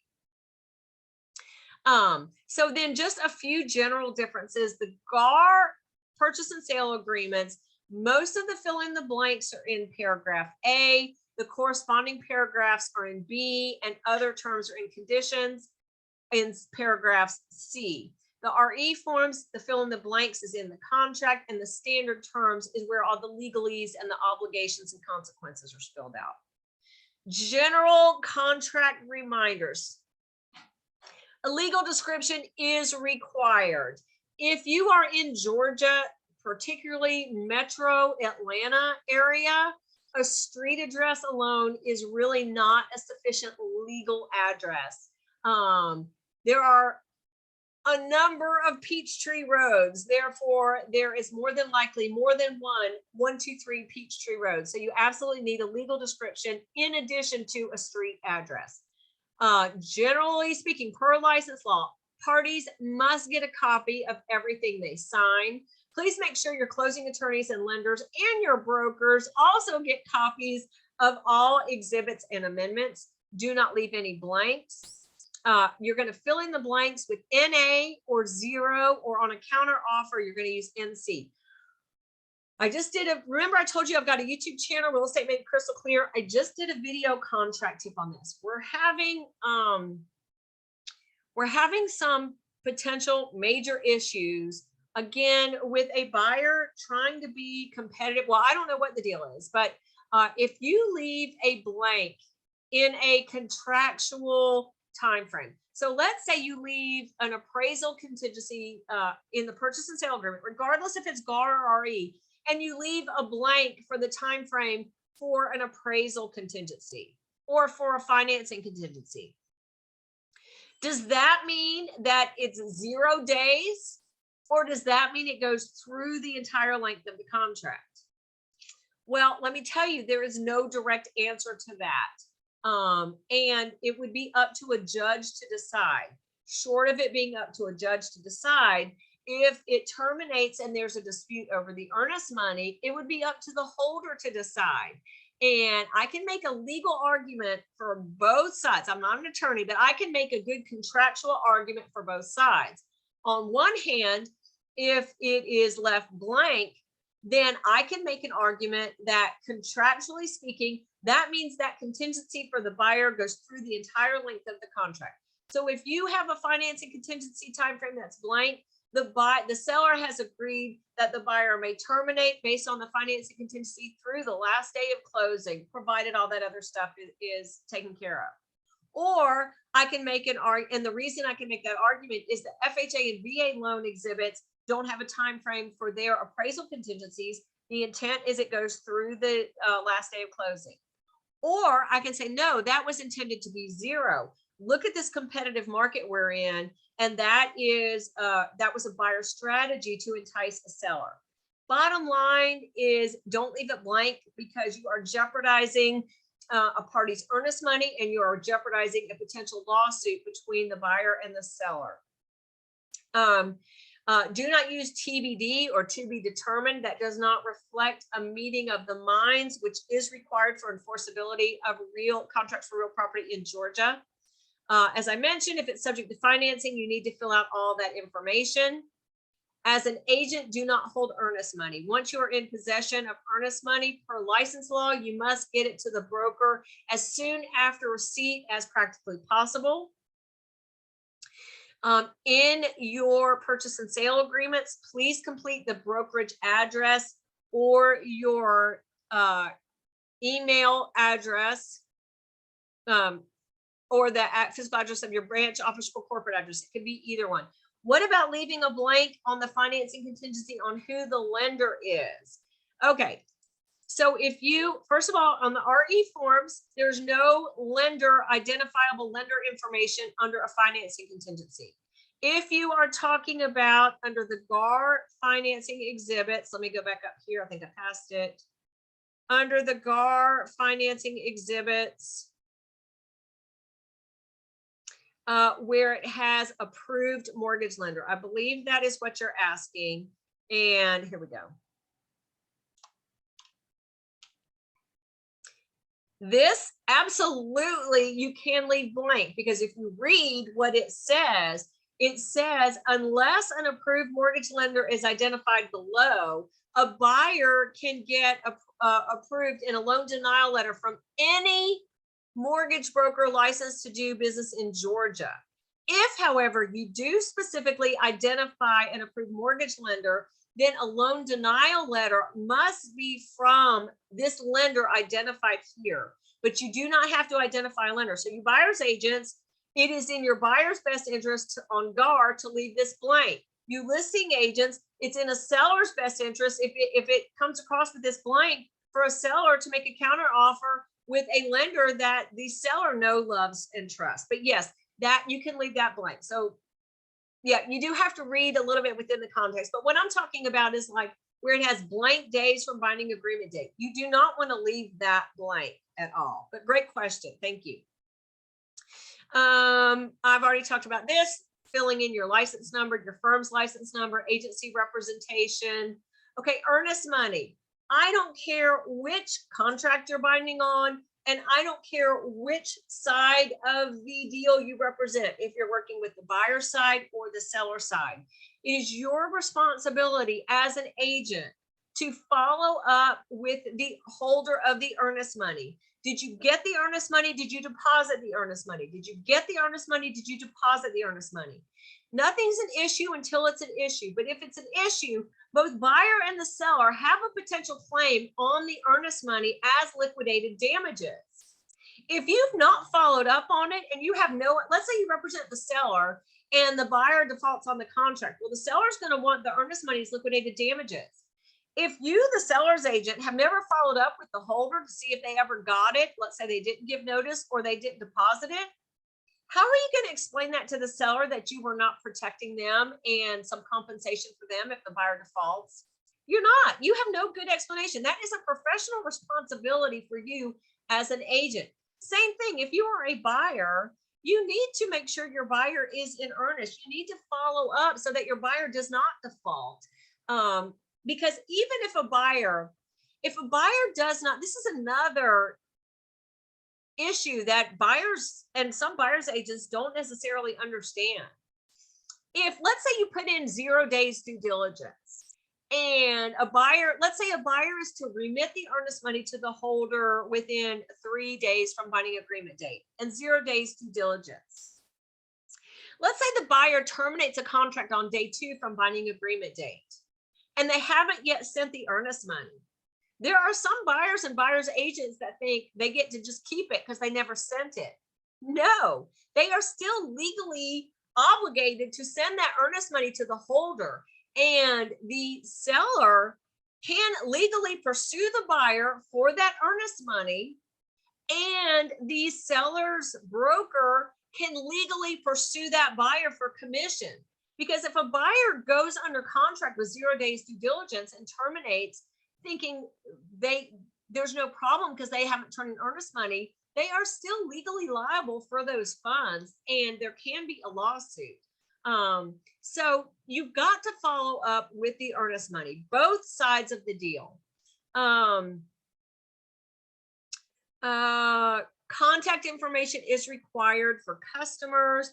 Please limit your special stipulations. If you do have to write a special stipulation, please check with the pre-printed special stipulations available from GAR or RE. Check with your broker, check with your closing attorney. And I do have some special stipulations that I do share as part of this class that have been authored for us by various closing attorneys. Do not write a special stipulation for an issue that has already been addressed in the purchase and sale agreement. And we talked about that when we talked about the hierarchy of what prevails. What happens is you'll have, let's say you'll have the appraisal contingency in either the purchase and sale agreement in the RE forms or in a financing contingency exhibit in the GAR forms. And then you write a special stip that says property must appraise for sale price. Well, what happens if it doesn't? For that matter, for you guys using an appraisal gap stipulation, what happens if there's still a gap between what a buyer is willing to pay? Well, by writing that special stipulation, you've just negated that verbiage in the exhibit. So there's no potential consequences. So do not write a special stipulation for an issue that has already been addressed elsewhere in the contract. Do I have? Yes. Here that I have, again, when you download the handout, are special stipulations to consider. These have to do with, here I've got several appraisal gap stipulations. I've got just a ton of them. Those are where they are. And here is where they are spelled out. Again, these are authored by various closing attorneys. There's one by Amy Davis, one by Seth Weissman. Not only appraisal gap, here's option money. This has to do with an assemblage, selling a property as an assemblage. Here are some key GAR special stipulations. Here are some special stipulations put out by GAR in 2021. There are some RE forms. There are a gazillion special stipulations that I encourage you, please do not ever use any special stipulation without the consent of your broker. But I do have several made available to you in this contract package. And again, confirm any and all contract questions with your broker. If you are a realtor, there is a GAR or GAR legal helpline, but you need to put in your NRDS number to be able to use that. Please check out our other classes. We have them actually located physically in mostly Maximum One offices throughout Metro or throughout all of Georgia. We also have virtual classes. Again, the handouts are available if you go to eagentweb.com, select the tile that says training videos and scroll through the page. We've got a ton of our classes and handouts available for you. We have a huge, huge emphasis and just totally believe in training and education. We make so much of our material available for free for agents throughout Georgia because at Maximum One and through the Georgia Real Estate Academy, we believe that a well-trained agent, the more training, the more knowledge, the more information you have, the better for you as a professional, as well as for the public and your broker. Again, this is my YouTube channel, Real Estate Made Crystal Clear. CE credits will be recorded within 3 to 7 business days. There is Heidi's information should you have any questions, and continue to have a joyous and prosperous and healthy year helping others with their real estate needs. Once again, you are more than welcome to leave. I will stay on to answer any questions. One more time before you leave, please, one last time, type in your name, email address, and real estate license number. I thank you guys so much for your time and attention.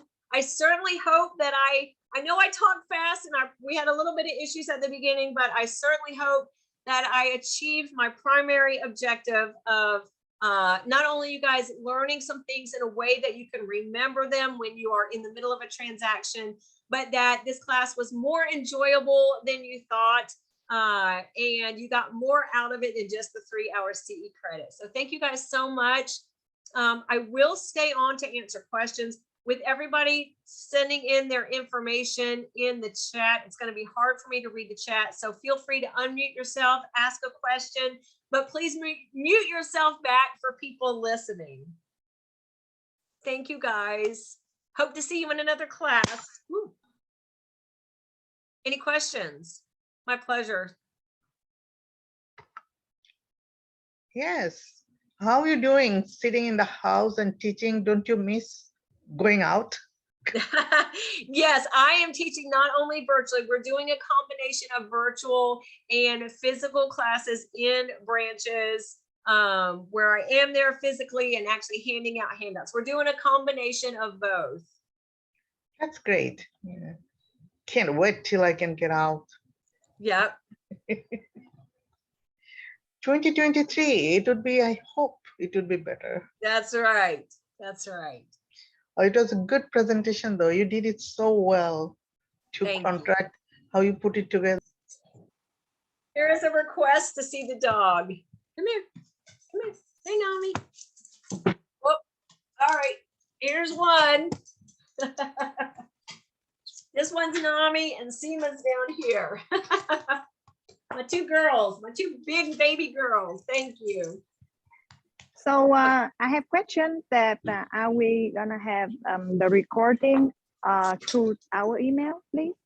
No, it's not going to be on the email, but the same place where the handouts are, I will post the recording, or you can go to the YouTube channel. It's going to be up in a couple of days. So the YouTube channel, Real Estate Made Crystal Clear, there's a playlist that says CE classes, and it'll be recorded there. The video will be there. Okay, what if a seller refuses to complete the seller's disclosure statement, especially if they never occupied the property? Great question.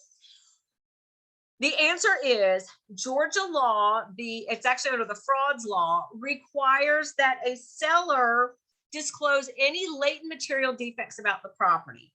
Now, a latent material defect, number one, the seller has to have knowledge of it. And number two, it's a defect with the property that a buyer cannot determine through a regular by checking it out themselves or by an inspection. So in other words, if you walk into the house and you go, let's say, into the basement, and there is an obvious water stain on the drywall, the seller is not obligated to disclose that, because you, a buyer, can readily see that. Then it's up to the buyer, Georgia's caveat emptor. It's up to the buyer to figure that out and check that out. That's not something that a seller is legally obligated to disclose in Georgia. That's not considered a latent material defect. So if there is a latent material defect, the seller is legally obligated to disclose it, but they can disclose it anywhere. There's not a particular form that a seller is required to disclose that on. So the GAR forms and that form in the RE, the seller's property disclosure statement, and the other, that other new form that GAR has created, the seller's not obligated to fill that out. You cannot require the public to sign any form. However, if that seller has signed a GAR seller brokerage agreement, there is verbiage in the GAR seller brokerage agreement that states the seller agrees to fill out that seller's property disclosure statement. So to answer your question, if a seller is not going to fill out that seller's property disclosure statement, number one, if you have them sign a seller brokerage agreement, make sure you write a special stipulation that says seller will not complete the seller's property disclosure statement. And then that's it. There's no legal obligation for them to fill out a form. I hope that answered your question. Did that answer your question, Vicki? Again, not filling that out does not alleviate them, even if they're selling it as is, of the obligation to disclose a latent material defect. But they don't have to fill out information like, when was the roof? What's the age of the water heater? What have you done? What are you leaving, not leaving? They're not obligated to fill that out legally at all. Thank you very much. You're welcome. All right, anybody else? All right, everybody. Thank you again so much. Please have a happy, joyous, and healthy and prosperous year, continuing to be a blessing to others with your real estate license. And I look forward to seeing you guys in another class. Thank you guys so much. Bye-bye.